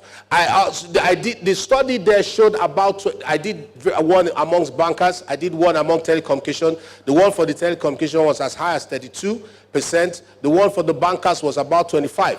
Then I did another one for an oil company, and guess what? Their probability was 14%. What do you think was making the difference? The environment. If you work in some companies, you are not a Nigerian, as far as I'm concerned. But you work in some, you know that you are in Nigeria.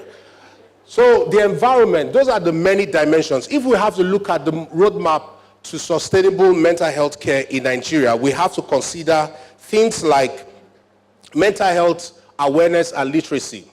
And I'll begin to tie it up here because this is really where everything starts. Mental health is like the field of medicine that is still in its cradle form. So mental health literacy is where everything starts. Somebody asked me the other day, said, why do you think we quickly spiritualize mental health as compared to Western world? I said they were also there once upon a time. It's not localized to Nigeria. It's not localized to Africa. The Western world also once believed that mental health was largely a spiritual issue. But as they increased in their awareness, that reduced. And if we begin to increase in our awareness, how do we do that? I was at a conference, I was at the Mental Health Awareness Literacy Program on Saturday, and this young man came up and said to the crowd, he said, I have mental illness. I am ADHD. I have ADHD. And he just finished from medical school. And he told his story about how in secondary school his grades dropped, but because it was caught early and well attended to, you can imagine somebody with attention deficit becoming a doctor. With attention deficit becoming a doctor. It's because when picked early and when intervention is done properly, people can go on to live their lives like every other person. So mental health awareness plays a large role. I also mentioned here the employee assistance program. Because the workplace is like your primary health care as far as I'm concerned. The schools are the primary health care. People spend their lives in the workplace. If we begin to train people how to detect certain things at certain levels, it will be caught early. The employee assistance program is really like saying mental health in the workplace. So we need to also review how we deliver care and what care we deliver in order to reduce waste, empower patients to self-manage and prevent future relapse. If we get more and more, I see that what we really need is integration. We have too much focus on hospitals to deliver all forms of care. If we have people that, maybe for example, I'll give this particular example. If we have people that come up with centers that do not really treat acute cases, but they are centers where people can go for occupational therapy. That means every day there's just a center where if somebody has struggles with mental illness, because people have walked up to me and said, do your center, can my loved one just come there every day and just spend money to, just spend the whole day in that place? It's not usually possible. If one center has to do everything, you can imagine the cost of running this thing. It will not make sense. And by the time we translate that expense to the patient, people can't afford it. But if people start creating all those kind of organizations, and we start seeing that there's mental health care, if we begin to look into it. Finally, this is just saying what mental awareness and literacy should address. And this is the whole thing coming together.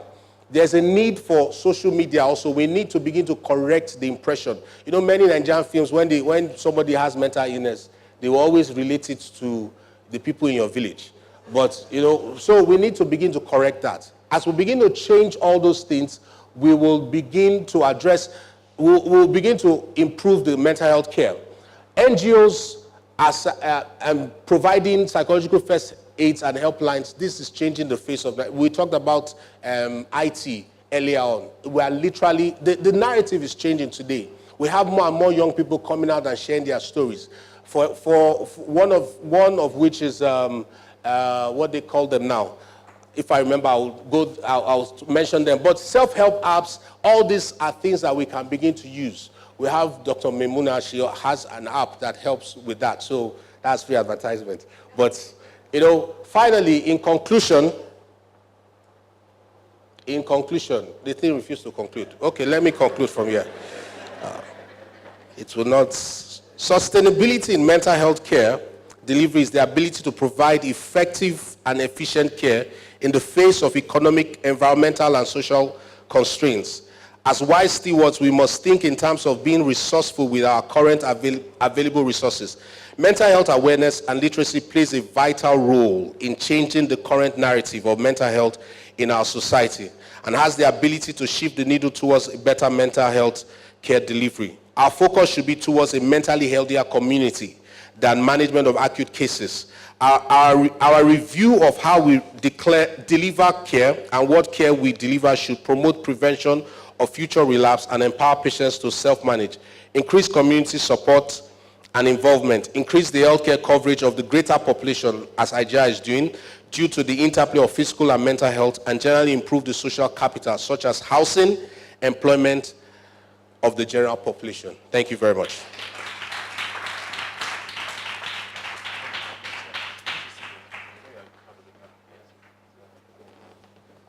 Ladies and gentlemen, first of all, the thing has concluded. Doctor, it was on the screen earlier. Wow, this is a very delicate, interesting matter. Ladies and gentlemen, we said it earlier that, Dr. Duffy, yeah, you have to sit here. Yeah, that's it. We said it earlier that we have a very, very juicy panel discussion coming up shortly. And importantly, we also like you to understand that if we have questions for Dr. Iruk, I beg your pardon, we have a question for Babatunde Irukera. We would definitely, okay, because, earlier he said he's always very, very careful when he's talking to, talking about doctors. So that's why I want to give him a doctorate degree. But sorry, it's not in my power. Babatunde Irukera will be having a session to respond to questions. So do well to write your questions. This will be after the panel. And at the moment, guys, before I bring up the panel, you do know for a fact that one of the most difficult conversations you can have and one of the most difficult lines as regards mental health you can have with anyone is saying the word, "Are you okay?" Because by the time you say, "Are you okay?" it's, in a way, it draws reaction. Am I okay? And then the person is asking me, yes, I'm saying, "Are you okay?" And then he goes further to say, "Are you mad? Am I mad? You are talking to me." So it's difficult to know who is the mad person and who is the normal person. But ladies and gentlemen, talking about mental illness or mental health, some of the finest minds in that particular discussion will be gathered here, very, very shortly. One of them, of course, already is Dr. Otefe Edebi. Another currently will be joining this panel at this moment is from the Health Sparks. Ladies and gentlemen, I give you Dr. Tochukwu McFoy. Dr. McFoy, thank you very much, sir. He's sitting next to me. Dr. Tochukwu McFoy, Health Sparks, thank you so very much, sir. Joining Dr. Tochukwu McFoy. Why is your name seems to cover my mouth? Dr. Tochukwu McFoy, outstanding gentleman. Ladies and gentlemen, outstanding follows this next person I'm going to be calling up to this particular stage. The panel is a phenomenal woman, ladies. I like to listen to her every other time when she's on Smooth FM and Inspiration. Ladies and gentlemen, give it up for Chiadi Undu from BTH Therapy.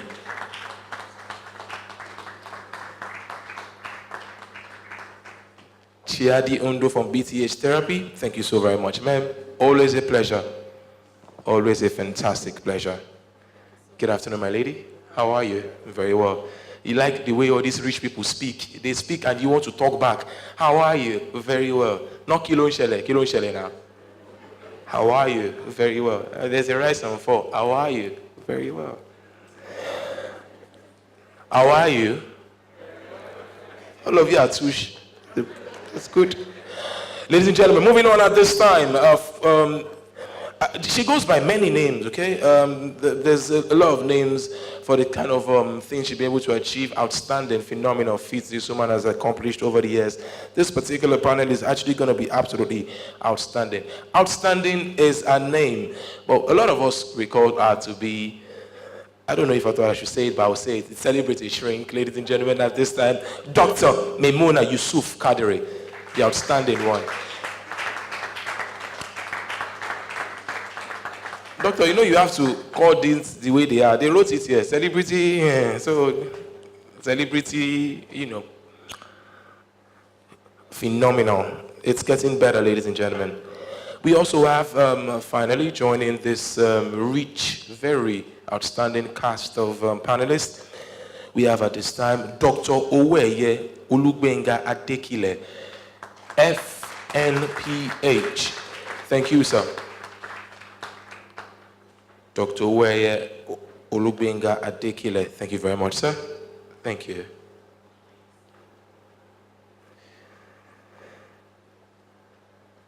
Okay, so you can't have this great aura of people around you, and you just kind of imagine who the panel moderator would be. And we've gone right up there to go top shelf to bring someone of an outstanding character, someone whose level of intelligence is actually almost frightening. Ladies and gentlemen, I give you the outstanding moderator, Rufai Oseni. I think you can put your hand right up. Thank you. Over to you, sir. The panel is for 15 minutes, sir. Right. Thank you, sir. Okay. Thank you so much. Thank you, everybody. Are you guys having a great time? Come on, if you're having a great time, make some noise. Say yes! Yes! I think the hall has been very quiet, and good to see all of you today. So my name is Rufai Oseni. I work at Inspiration FM. I'm the host of Sharing Life Issues, and I'm really very passionate about mental health matters, and we're going to be discussing that today. And like a lot of people said prior to this time, we're not ready, isn't it? And I'll tell you why. Today makes the NHS 70 years. The health insurance scheme in England today makes it 70 years. And the NHS was created in the middle of war. In fact, the war had just ended in 47, 48, and the NHS started, and there was no resource on ground. But you can see what they have built over the years. You can see the capacity they have built over the years. A lot of people run to the NHS today from this part of the world. So in this conversation, we hope to bring viable solutions to you that make people remain in Nigeria, and will tackle healthcare problems, and most importantly, mental health care problems. So real quickly, I'll go straight around almost everybody here on the panel.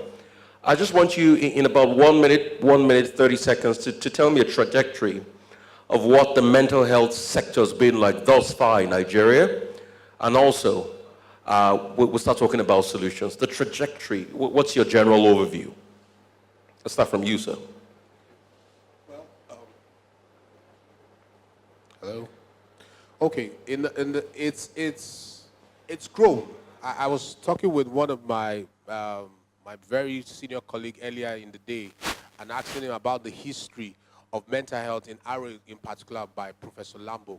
It's grown over the years, but my joy today is that it is quickly changing because today we are talking more about mental health. And the thing that will change it is when people begin to come forth and come out and talk about it. And then we take away the stigma, because the stigma is far more the issue than the actual illness. Okay, so I come from a different generation, and my focus is for the millennials and the younger generation. So when I speak to younger kids, I say that we have acquired and we have genetic mental health issues. So in med school, we're trained that you have over 200 categories: schizophrenia, anxiety disorders, depression. But then a month ago, I was with the BBC and discussing the codeine issue, and addiction is changing the brains of young minds. Now, most guys do weed, illicit and illicit drugs because of 4 things. The first one is to feel better, to feel good, to do better, and to feel among. So I think the younger generation don't understand mental health awareness. They think that it is them. So awareness is for those in the psychiatric world, while they who exist as digital natives are just blown away. So I have a different take to that. And I really like your take. And while you hand the microphone over to her, the conversation even needs to be geared towards about not just about the male folk, but about the female folk. A mother came to me because I do a lot of, first-line counseling before I push them out to psychologists, because I'm not trained to do full-on counseling. I'm just a radio presenter. Yeah. But they come to me first line. And a mother came to me recently, and he said her children just came back from America, and she woke up in the middle of the night and she went to their room and she saw her 21-year-old girl smoking marijuana, Igbo. And the girl just said, "Mommy, it's not a big deal. It's just, it's just there." And there's a proliferation of girls smoking Igbo, shisha, and all sorts. So from your angle, how would you look at that vis-a-vis the overview of the mental health sector? Before I start, I must say that I'm a parent Yes, ma'am. of millennials. So I'm quite familiar with this, apart from the psychological perspective, from the professional perspective, as a mother. Listen, the forces that our children, these millennials, are facing, quite different from what we experienced. Their reality is so different. The way you look at smoking cigarettes, you know how you nip out and go and quickly, let me take it. That is how they smoke Igbo now. Please believe me, I know. I am in constant contact with them because they're my clients. I'm sure you know millennials are the ones that go and look for a shrink, more likely, So believe me, their attitudes are very, very different. And I'm a cognitive behavior therapist, so I know that your thoughts affect your feelings and ultimately your behavior. So their thoughts is, Igbo is cool.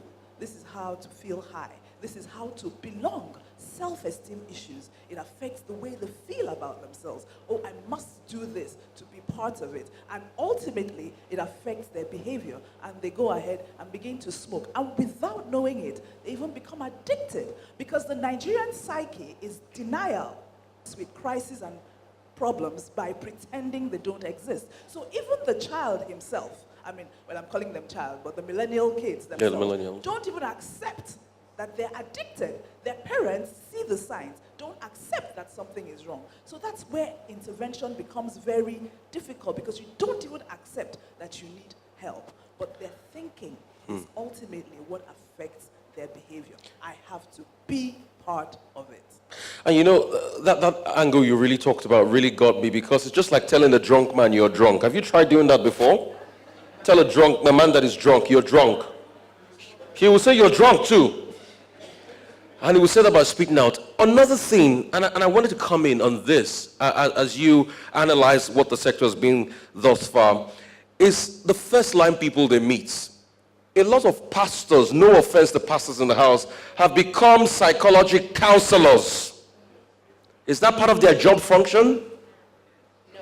The truth is that spiritual counseling also play a very important role. Okay. As much as any other different type of counseling that you can give to anybody that is dealing with any behavioral challenges. So for us, the religious organization play a very important role in helping us to demystify, the challenges we are dealing with when it comes to mental health. They help, because at the first, when you're in distress, there are these two pathways. You go to your religious leaders for prayers, and because we are very spiritual or godly kind of people, or religious, I would say spiritual, and religious kind of people, we run to our religious leaders, whether it's a pastor or imam, for that help. Or you go to the other side, which is medicate for the problem, where we are now seeing issues with addiction and all that. But that as a body with our parents and our teachers. So I'm coming from these major three perspectives: our religious organizations, our educational sector, and we the parents. Because for every child that is born today, the mind is blank. We write in the mind of that child. Yeah. So when we are in denial and this child grows and is wired the way, so if my mom says, look, this is a spiritual attack, that child is going to grow to think this is also a spiritual attack. And of course the attitude, because once the child leaves the primary home, which is the family, gets into the school, the teachers too must be educated enough to be able to pick these early signs, warning signs and symptoms when it comes to mental health. Most of our schools do not have that. Those that have are very overwhelmed because they cannot deal with those challenges. So we need to rewrite the school curriculum to involve what the World Economic Forum is now saying, that critical thinking, emotional intelligence, conflict resolution, these are the things that we need to boost our productivity by 2020. If we do not put those in places now, I don't think we are going to groom those children that are holistic, that will be well enough. But let me come in here. How do you put that in place in a healthcare sector that is voted the third worst healthcare sector in the world? Did you see the stats recently? Yes. The Nigerian healthcare sector was voted the third worst healthcare sector. In fact, it was said that we have better healthcare in Syria than in Nigeria. Check the stats. How do you do that, sir? Yes, you can see from what you have just said now that mental health is so crucial. Health generally is so crucial. Without mental health, there is no health. Without mental health, there is no wealth. All of us seated here is because our mental health is averagely okay. That's why we are here. Definitely. Now, yes. Now, if you look Please calm down, everybody. Isn't it true? It is true. Yes. So let's just calm down on that. That's why we are calm and we are seated. Now, globally, mental health issues or diseases account for about 20 to 25%. I mean, it occurs in about 20 to 25% of people. So that means if we have a gathering of about 100 people, about 20 to 25 will have one mental health challenge or the other. Now, let's come back again. Now, also, globally, when you talk about non-communicable diseases, okay, 30% is due to mental health. You can imagine when you talk of diabetes, hypertension, and all the rest. Mental health is, account for about 20% in terms of global burden of diseases. Now, we are now coming back home in Nigeria. Do we have the capacity to cope with this? Already now, our population is going to about 200 million, and we have about 200 psychiatrists in Nigeria. So you can calculate it where we are, generally. We have about 8 mental health institutions in Nigeria to take care of these people. So we need to really do something before we are overwhelmed. Now we can see the scourge of drug abuse. Suicide is now coming up now because people are now becoming more enlightened. So we need to really be proactive about it. So let me pick you on that. Yeah. As we find solutions, aren't we overwhelmed already? So how do we find solutions? Because we're overwhelmed already. We're swarmed. Third worst healthcare sector in the world. We're swarmed. Solutions now, quickly as we wrap up. Sir. I like to be optimistic. You see, when we talk about sustainability, like I said, we need to become resourceful with our current resources. Dr. Maimuna rightly said, it's not to downplay or to throw stones at some people that are offering some level of care, like the spiritual places. I mean, there are different places where people make contacts. I mean, now we're talking about apps, we're talking about improving with technology. With that, we'll be able to do increased coverage of people. We'll be able, I was talking to someone, I said we need to have systematic integration of mental health awareness into our schools. The reason why young people take drugs, if you understand the brain of an adolescent, you understand why they do what they do. It's not rocket science. But you see, if they are, and at that stage of their life, they are also open to a lot of information. Is that they are not really being informed. They're only being told one thing. You are told that if you take drug, it will be bad. You now took it and it was not bad. So they told you a lie. You know, that is the problem there. But the truth is this, if you are well educated, you will come to understand that it will feel good, but at the long run, it has its, so they have to be told the whole truth. And it is not something you do. You don't have one seminar on drug awareness. And every day the person is opening this thing. So it has to be integrated. We have to use our current system and integrate it. And not just say all the problems don't have to go to the psychiatrist. We have to start and we have to look at it from that standpoint. And if we start looking at it, it is something that can be. Speaking of the solutions, I'd like you to speak on these two concepts: the scale of the process of solution and the process of scaling the solution. Okay, so last year, after my stay in Viacom, I worked with Facebook and we had in Nigeria a Facebook conference on WhatsApp for depression. We had 2,000 people join a WhatsApp group, and we had 200 counselors. The problem was sustainability.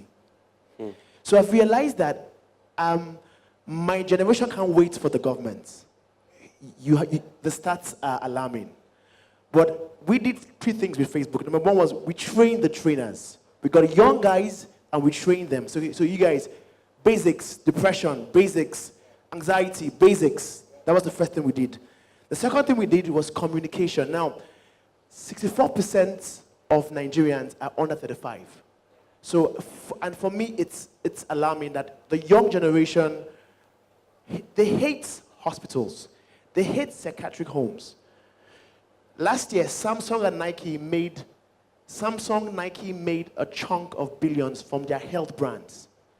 They realized that health has left hospital and is coming towards social care. So with the right communication, you can take on that generation.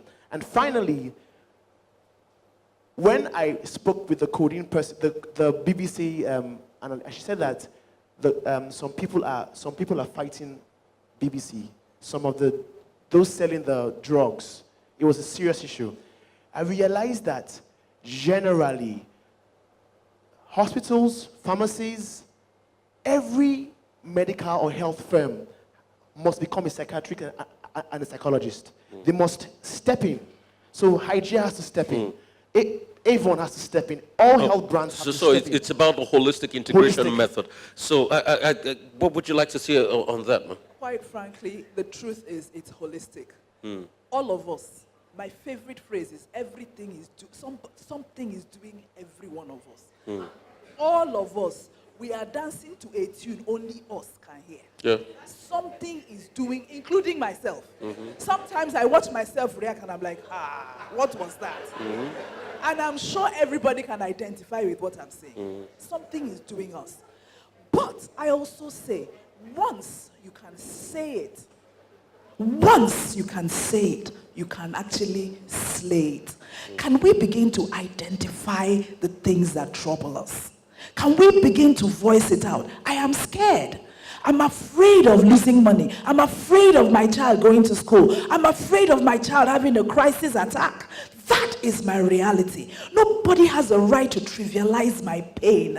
It's called individual differences. What troubles you may not trouble me. Yeah. Can you pay attention to what troubles me? Yeah. That is actually what the message of psychology and psychiatry is about.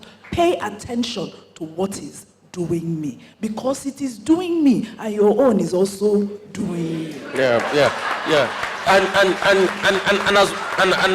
And as we start to wrap up, you can look at your neighbor and tell them, "It dey your body." Your own day, your body. Tell somebody, your own day, your body. So, real quickly as we wrap up, your own day, your body. It day your body. Your own today, your body. No, the truth is that that was the reason why the app we developed on mental health, we call it How Body. Mm-hmm. Meaning, how are you doing? The Nigerian way of asking you, how are you? So instead of the DY, we made it DI in the Nigerian Pidgin English form. So you see, in providing solutions, like Debbie and every other person has said, it's integrated, it's multi-sectorial, and it must be holistic. Starting from the homes, parents must be intentional. You must parent your child intentionally and tell them the right thing so that when they grow, they understand that. And of course, communication comes in. The pastors, before you see Pastor Kunle, he is a Kunle. And so when you start pastoring, and it's not within your limits to be able to counsel, educate that your church member and say, look, I will pray for and with you, but you need this treatment. Yes. So that must be it. And then when we go to schools, at least the basic mental health first aid should be not something deliberate for the educational system for all teachers to have, so they can pick these things early. Children spend minimum of 7 to 9 hours in school. Yes. So that Parents Teachers Association is not just to come and eat rice and gossip and check out your Louis Vuitton bags, but tell the parents to their faces that your child is dealing with these challenges and we need to talk. Yes. And of course, that translates back into the primary health care. So that somebody that is dealing with challenge in Victoria Island does not have to drive his car or enter Danfo and go to psychiatric hospital to go take medication or see the psychologist. The primary health care in Ikate near the Elegushi Palace should actually have those services that they can just walk in, reduce their stress. Lagos is the 10th most stressful city to live in the world, following Afghanistan and Iraq, that are war zone. So we are not war zone. Are we not dealing with these challenges? Why would there be an increase? So those solutions will be there. Thank you so much, and it's really very important. Another thing you need to understand is Lagos is the 8th worst city for women to live in the world. Yeah. In fact, female genital mutilation penetration is 44%. And a lot of people fail to realize. You think Lagos is an urban society? I shock you. Lagos is a jungle. And it's a ghetto. So it's time you need to start understanding the realities as we solve those problems. So as we wrap up, sir, now, the solution. The solution is multidimensional. One, we need more advocacy group to speak for mental health. That is one. We need more NGO, like Solaj, to come up in the area of mental health. Yeah. For example, we only have one. Now, Dr. Memuna has been all over Nigeria talking about mental health. Two, we need to scale up our services. Yeah. We need to integrate mental health into the health centers, all those health centers, where people can treat some minor cases like depression, like anxiety, so that before they become so serious medical conditions.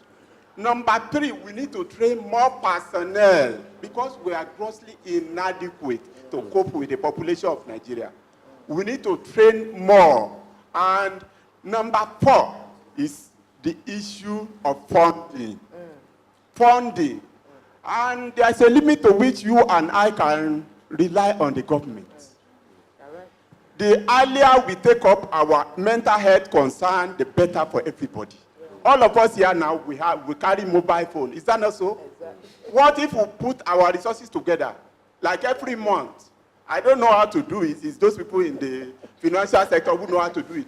10 naira from everybody using mobile phone would go a long way to really help. So putting our fund together and then now investing it in our mental health, because mental health is wealth on its own. Thank you so much. And in wrapping up, I'd like to say, as you tell your neighbor once again, "It day your body." It day your body. In wrapping up, we need to understand something, that if there's a general willingness to coming together to solving our problems and the challenges we face, we'll do it. And I'll give you an instance. Last December, I was in a place called Kigali, Rwanda. I went to speak to a couple of businesses, and I saw how far the country had grown. In fact, somebody in the hotel room called me and said, Rufai, you know what is happening now? Private schools are shutting down in Rwanda because government schools are so good. He also told me, he said, you know what is happening now? We have 97% coverage in the health insurance in Rwanda. But I remember in 1994, precisely April 7, 1994, that same place was where Hutus took cutlasses and hacked to death 1 million Tutsis. What happened since 94 to this time? They made a decision. The champion of that decision was Paul Kagame, that said no Rwandese will suffer again. What decision are you making today? Thank you. Thank you.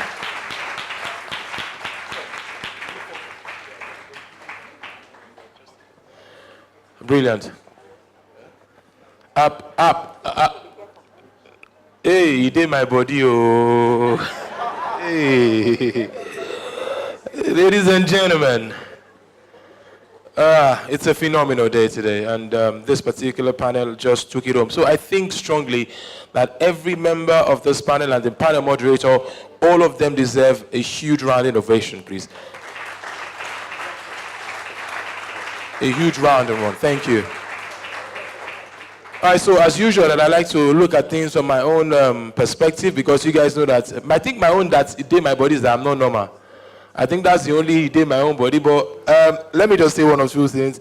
In the everlasting words of Chiadi Undu 2018, she says, and I quote, she says, and you will complete it, as it is doing me. Ladies and gentlemen, Dr. Yusuf Kadri said that Lagos is the third most stressful city to live in, and now I see the reason why the expectancy date to die is getting shorter. I mean, how can we live here and want to live long? I mean, you can imagine the kind of stress these people go through every day. And then most importantly, the one that I won't forget easily is a stat that he dropped. So we'll do the example here. So you said a stat that time that out of 100 people, about 20 to 25 people are. How many people are in this hall? Oh? If you are beyond 25, let me know.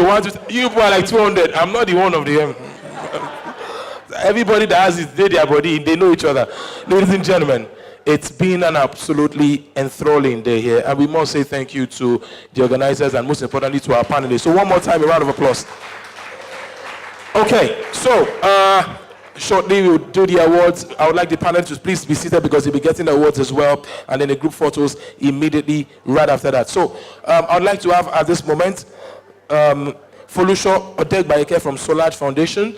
Earlier today she delivered a story of Solaj. Please come forward. Mr. Obinia Bajwe, please come forward, sir. Thank you very much. We're going to be here centralized. We'll take an award, we stand, and then every member of the panelists as well get the awards as well. So step forward at this time, right in the middle. Pictures, please.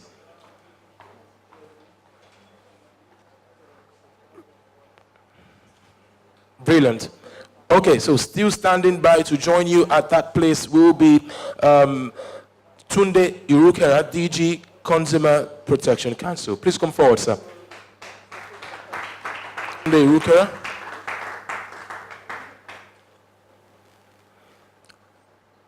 He spoke earlier on mental health, the many dimensions, the solutions. Dr. Otefe Edebi, TQ Behavioral Health. Thank you very much, sir. Doctor is serving in 2 capacities as a discussant on the panel and, of course, a speaker earlier. Brilliant. All right, so back to back now, I would like to have the honor of handing over this plaque to Dr. I'll get it right this time, Tochukwu McFoy. Before they start saying that my own is that I have mental issues too. And he did my body. Ladies and gentlemen, we will all remember this word for a long time. Everlasting words of Chiadi Undu 2018. She said, and I quote, as it is doing me. Chia Diundu, ladies and gentlemen.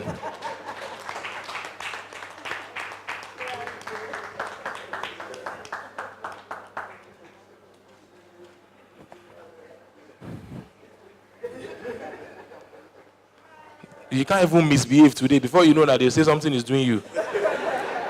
If you laugh too much, there's something wrong with you. If you frown too much, there's something wrong with you. If cameraman is looking at me too much, there's something wrong with him.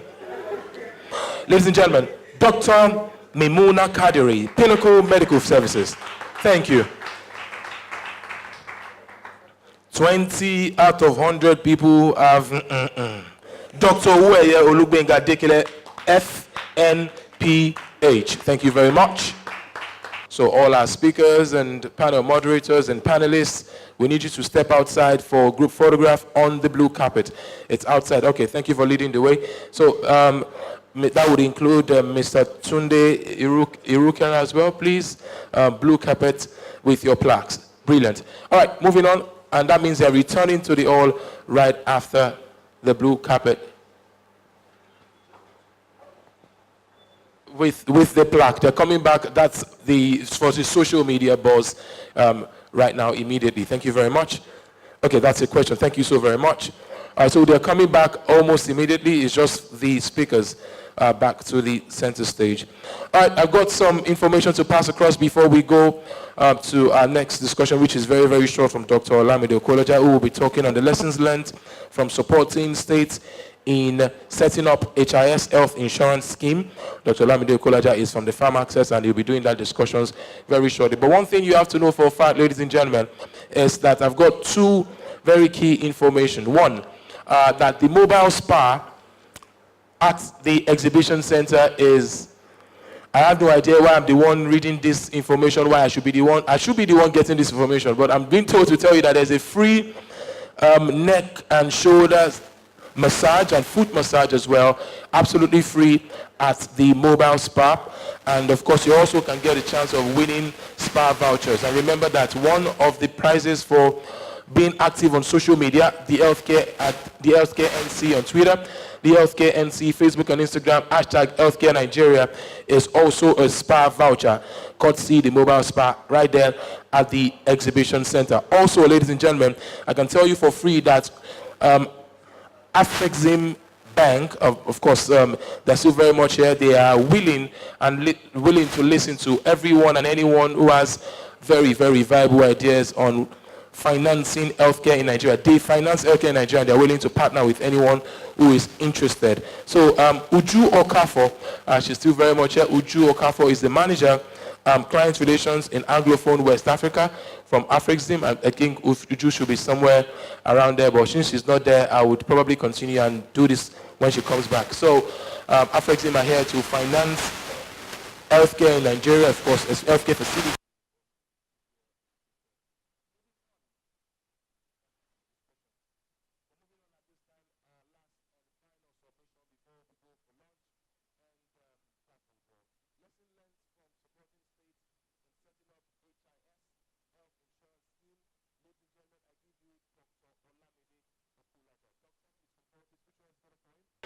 This is the last stretch. We are on the home stretch.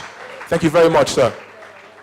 We are on the home stretch. Dr. Olamide Okulaja from Farm Access. Thank you, sir.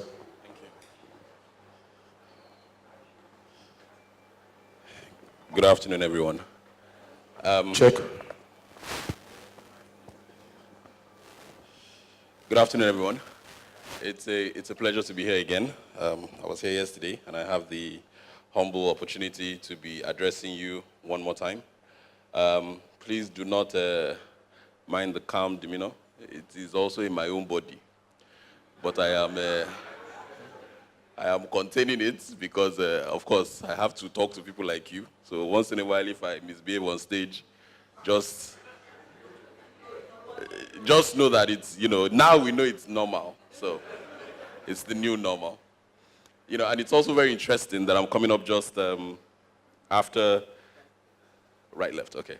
Just after the panel discussion. And one thing I must tell everyone in Lagos is that luckily and fortunately, I work very closely with the Honorable Commissioner for Health in Lagos, and one of the major things that he always talks about is mental health. He's very passionate about it, even before all these suicide things started happening. And it's actually part of the benefit package as a way of reducing issues that relate to mental health. Please give Lagos State a round of applause for that. Please, let's give Lagos State a round of applause. Let us be happy for Lagos State. So I'm Director of Advocacy and Communications at Farm Access Foundation. And very quickly, I want to talk about Farm Access, what we do, and also how we've been supporting states in setting up their health insurance schemes. And so I'll be introducing the Farm Access Group, talking very quickly about our approach in supporting states, talking about what we do in Nigeria and the lessons we have learned in supporting states in Nigeria. Please note that I do not represent any state in this conversation because I know a lot of people will direct questions at me regarding the states, but we support them. And I'm sure at an opportune time, you will have the opportunity to speak to each state to ask questions that are relevant to what they're doing in specific states. So the Farm Access Foundation started as an organization in 2000 trying to make HIV treatment available in Africa. However, very quickly, we realized that the affordability of HIV treatment might not be visible for those that live in rural areas, and so we started off supporting the health insurance schemes by setting up the HIF fund, which is the health insurance fund. Immediately, we also realized that the treatments that will be delivered through the health insurance fund at the provider level would require some form of quality standardization in terms of delivery of healthcare services, which led us to also developing safe care methodology. And another thing we also realized was that for people to be able to maintain some level of quality standardization in developing their quality standards, they will require access to finance. And we also set up the Medical Credit Fund, which was supposed to cater to that in facilitating affordable capital to business providers that would require access to loans by stimulating financial institutions within the particular environment and encouraging them to loan to businesses. And so basically this is what our approach is at the Farm Access Foundation, looking at converting a vicious cycle to a virtuous cycle. Vicious in the sense that, we have a situation where you have low trust in the system, you have inadequate HRH, you have inadequate financing, high out-of-pocket spending. So now we're trying to see how we can build trust by working on the policy level and facilitating some form of regulation and investment through health insurance and providing loans for the providers. Health insurance to create demand for healthcare. And on the other side, at the supply side, looking at loans for providers, quality standards, and equity investments.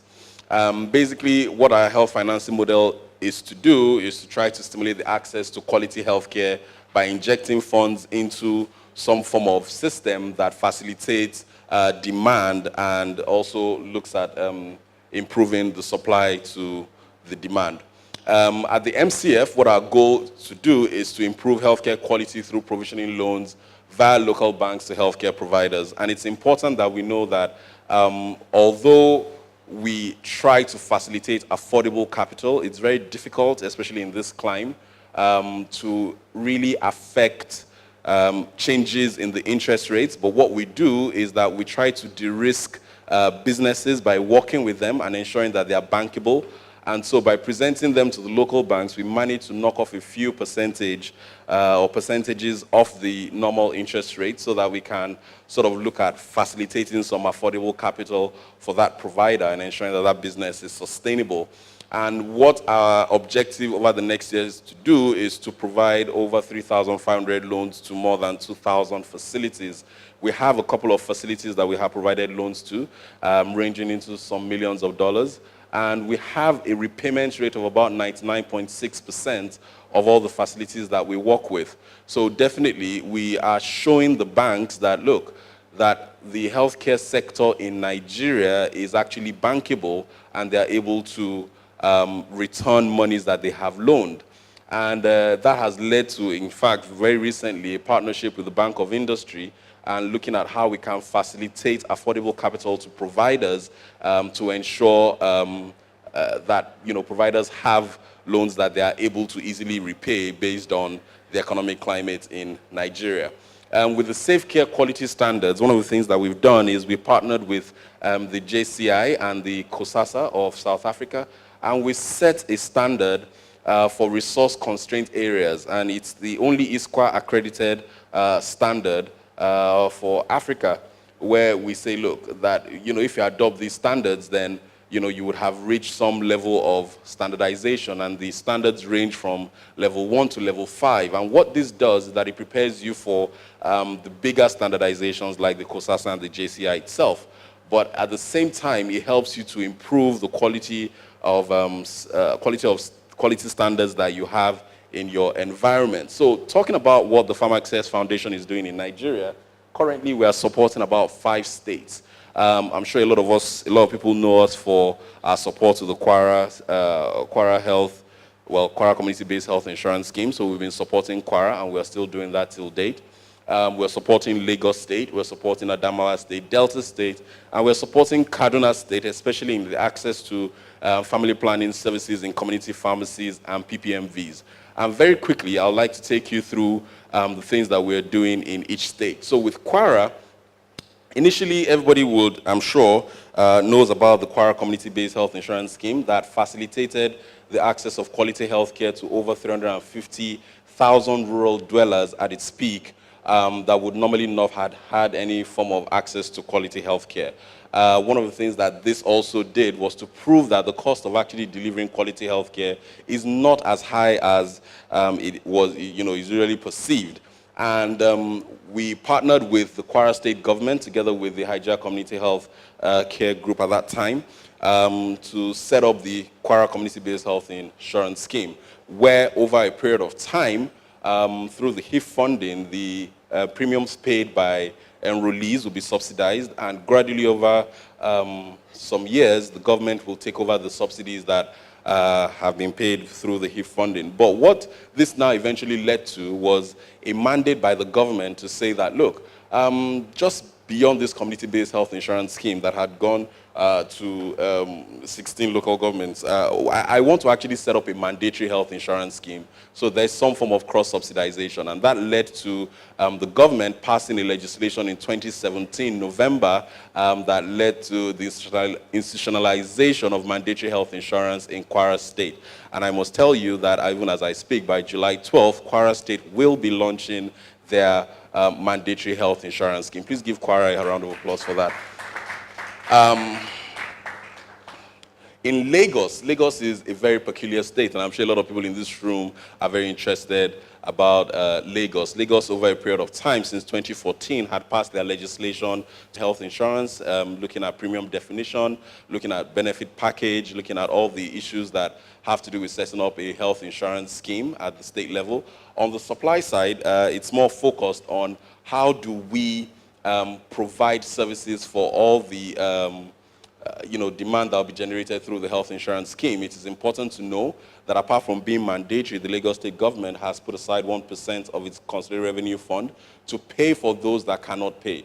And if you look at the last CRF of Lagos State in 2017, which was about 640 billion, that is 6.4 billion available to pay for those that cannot pay. Unfortunately, the poverty level in Lagos State is about 66.9, and that covers just about 5%. But it is a step, and it is a step in the right direction to begin to build a risk pool that will be able to pay for affordable health care and reduce financial hardship while people access quality health care.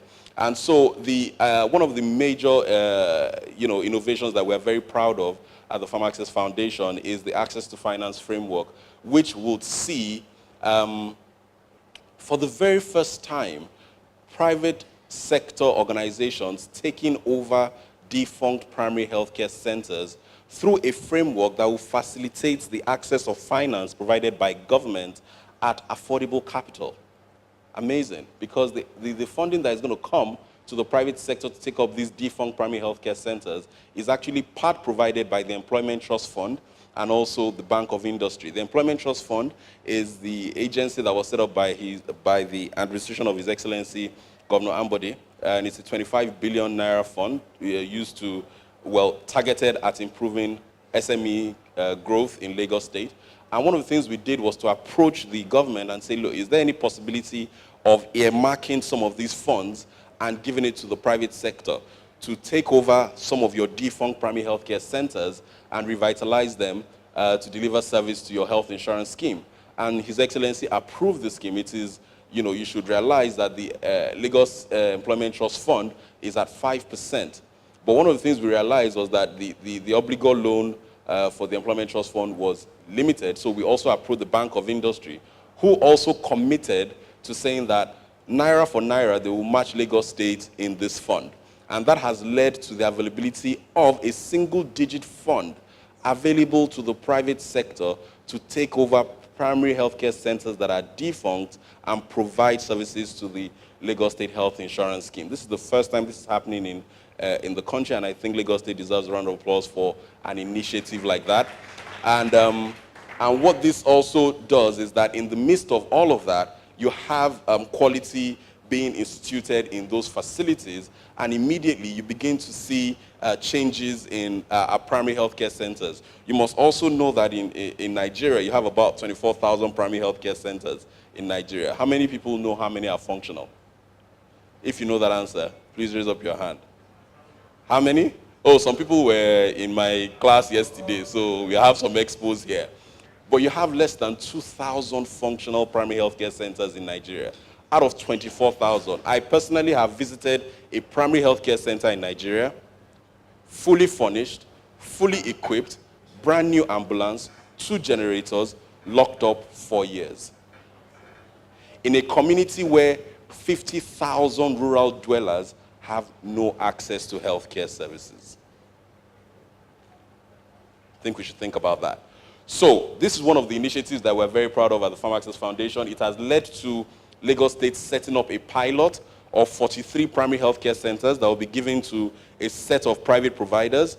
And very soon this framework is also going to be launched, and it will commence implementation in Lagos State. This is another framework that we're also very involved in Lagos State, called the Medical Equipment Leasing Scheme, which looks at Lagos State revitalizing 26 of its general hospitals, including LASUTH, in a PPP arrangement with original equipment manufacturers, and providing state-of-the-art equipment, including MRI, CT scans, and all forms of equipment in radio diagnostics and laboratory services in the general hospitals over a period of 5 to 7 years in partnership with original equipment manufacturers. And what this does is that immediately it begins to create a competition for the private sector to improve the affordability and accessibility of some of the tests that a lot of us have to contribute for our parents to go and have.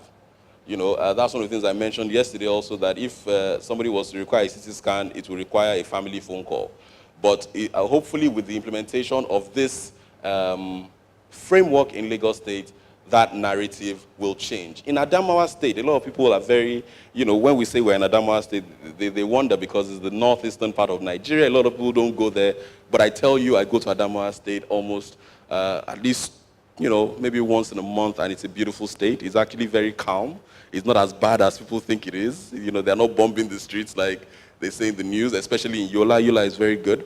And the Honorable Commissioner for Health thought about, improving the health outcomes of the people in Adamawa State, and approached the Farm Access Foundation to support in setting up their health insurance scheme. And so that's one of the things that we're doing. We are helping them currently in drafting their bill, identification of the poor framework, fund management, business process manual, and all other forms of initiatives that would support setting up a health insurance scheme. But most importantly, one of the things they're also trying to do with the Adamawa State government is the setting up of a drug revolving fund. And if you look at the drug revolving funds in Nigeria, a lot of them are usually facilitated by donor funding. But one of the things that we are singing in Farm Access Foundation is sustainability. And we are looking at a situation where we can set up a scheme that is sustainable and able to guarantee some form of efficiency in delivering quality healthcare drugs. In Delta State, we are also supporting them with a health insurance scheme, improving and scaling up from where they are right now. Delta State has a coverage of about 250,000 enrollees covered right now, and they're looking at improving the coverage. And very recently, they also put in the papers an advert for providers to take over centers in Delta State to also provide services under the health insurance scheme. We're going to be holding a providers forum on that very soon, but it's very similar to one of the things that we're doing in Lagos State in financing and looking at affordable capital to finance the private sector to take over defunct centers. One of the things that we're also doing is supporting Lagos State to revitalize the Asaba Central Hospital and outsource specific units to the private sector so that it's not this big, gigantomous hospital that cannot be maintained and cannot be, maintained over a period of time. It is in partnership through PPP arrangements with the government to see how that center can also be brought up. We are also very active in the pharmacy sector, and very recently, which was actually on my birthday, we launched the pharmacy framework on the 26th of June to facilitate affordable capital to community pharmacists and PPMVs to improve and strengthen the pharmacy value chain and ensure that essential medicines are available for people to be able to access. And also we are looking at creating a platform that would link health insurance to the pharmacy sector and see a situation where doctors and pharmacists begin to work together in a coherent manner, delivering quality access to the people that matter the most, the enrollees. And so, what are the lessons that we have learned? The first thing is that innovation is key. There are no magic words. There is no funding coming from anywhere that is going to magically change the situation that we have in Nigeria. We as people must begin to think innovatively and look at frameworks that can support the improvement of our health systems.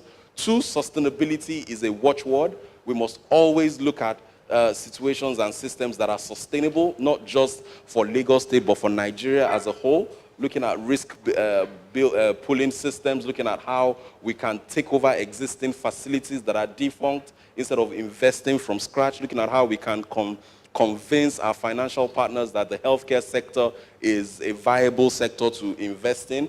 And 2, partnerships work and isolation doesn't. One of the things that I also spoke about yesterday is that we need to move away from the ideology of I must own my own practice and begin to look at group practices where several people come together and invest in a facility that can cater to large number of people and start dealing in volumes as against numbers, little numbers that we deal in. And of course, the last I would like to talk about is that quality healthcare can be affordable if the right principles are applied. And that's one of the things that we have found at the Pharma Access Foundation, applying our Safe Care methodology. Quality does not necessarily have to be as expensive as you think it is. By applying the right principles, you actually find out that you achieve the same objectives in setting up your quality standards. Thank you very much for the opportunity to talk to you again.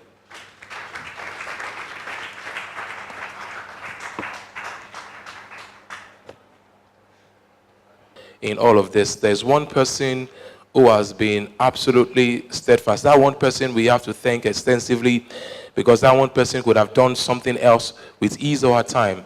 That one person braved the traffic, the rain this morning to come here, to come listen. That one person is that one person that is still here listening to all the discussion and soaking in all the juice from the deliberation. That one person is you. Ladies and gentlemen, I think you deserve a round of applause for yourselves.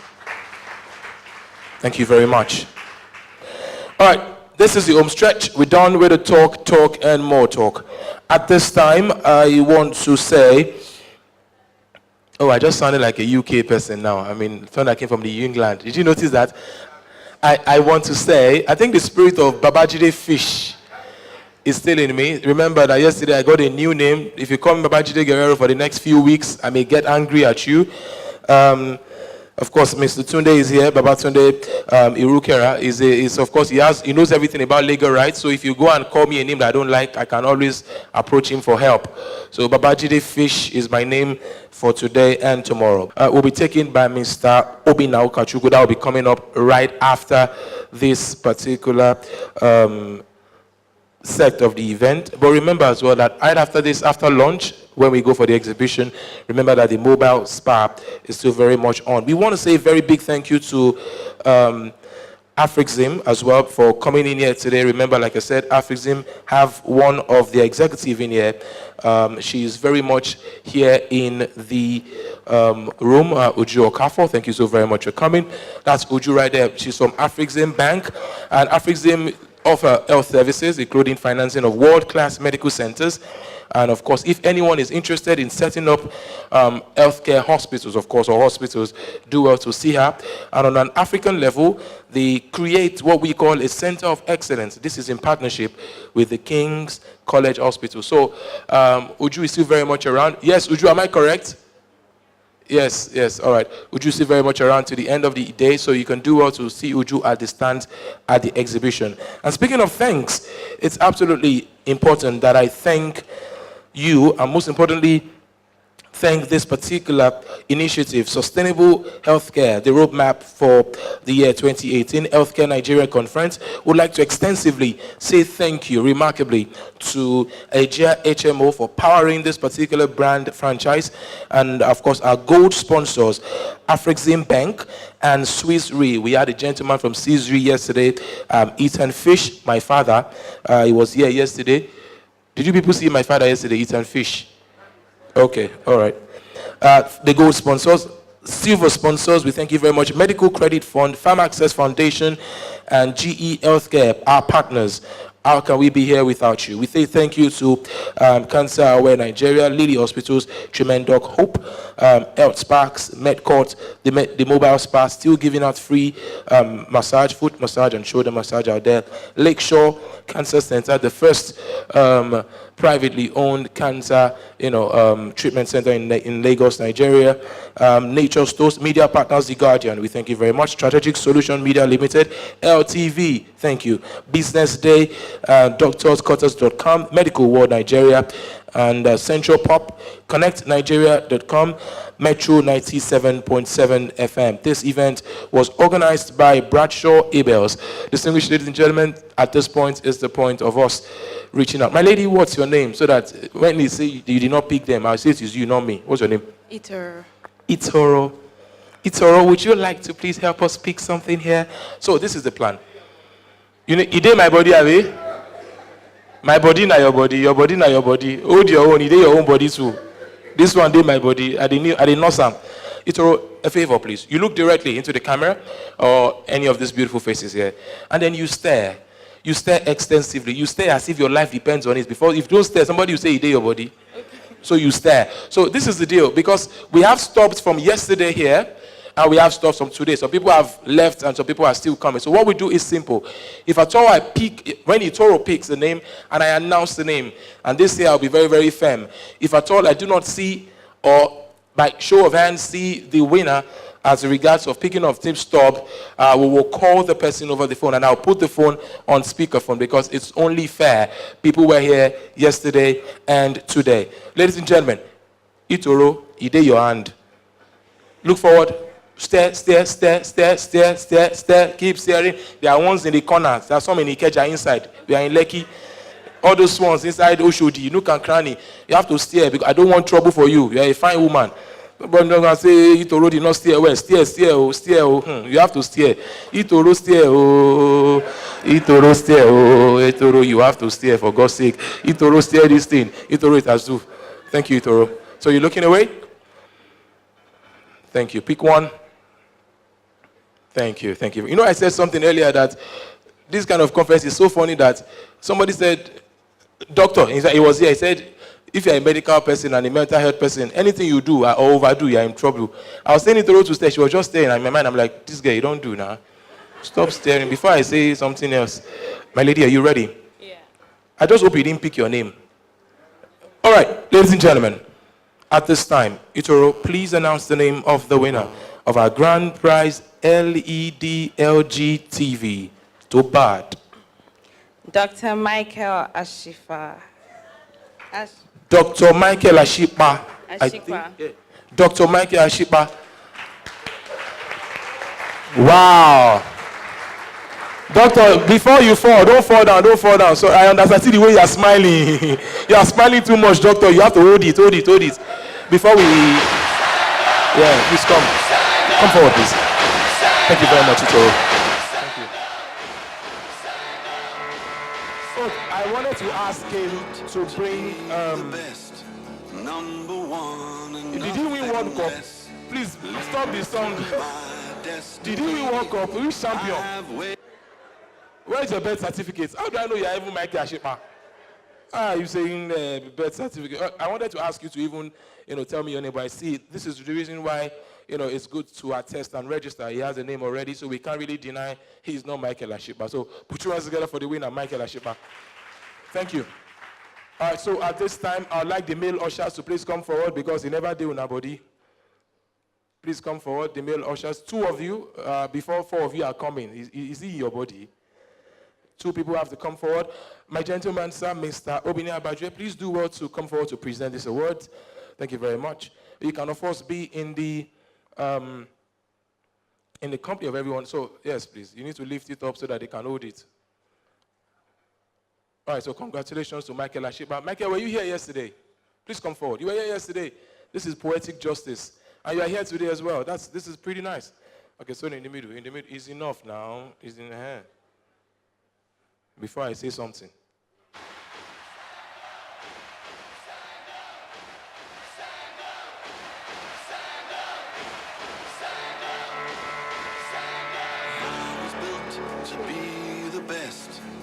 All right, I would like to bring forward at this time Mr. Obina Ukachuku, who will be giving us the vote of thanks wrapped into the closing remarks and announcement of Healthcare Nigeria Conference 2019 dates.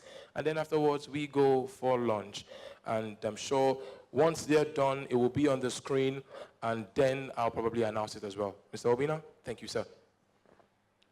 Good afternoon, everyone.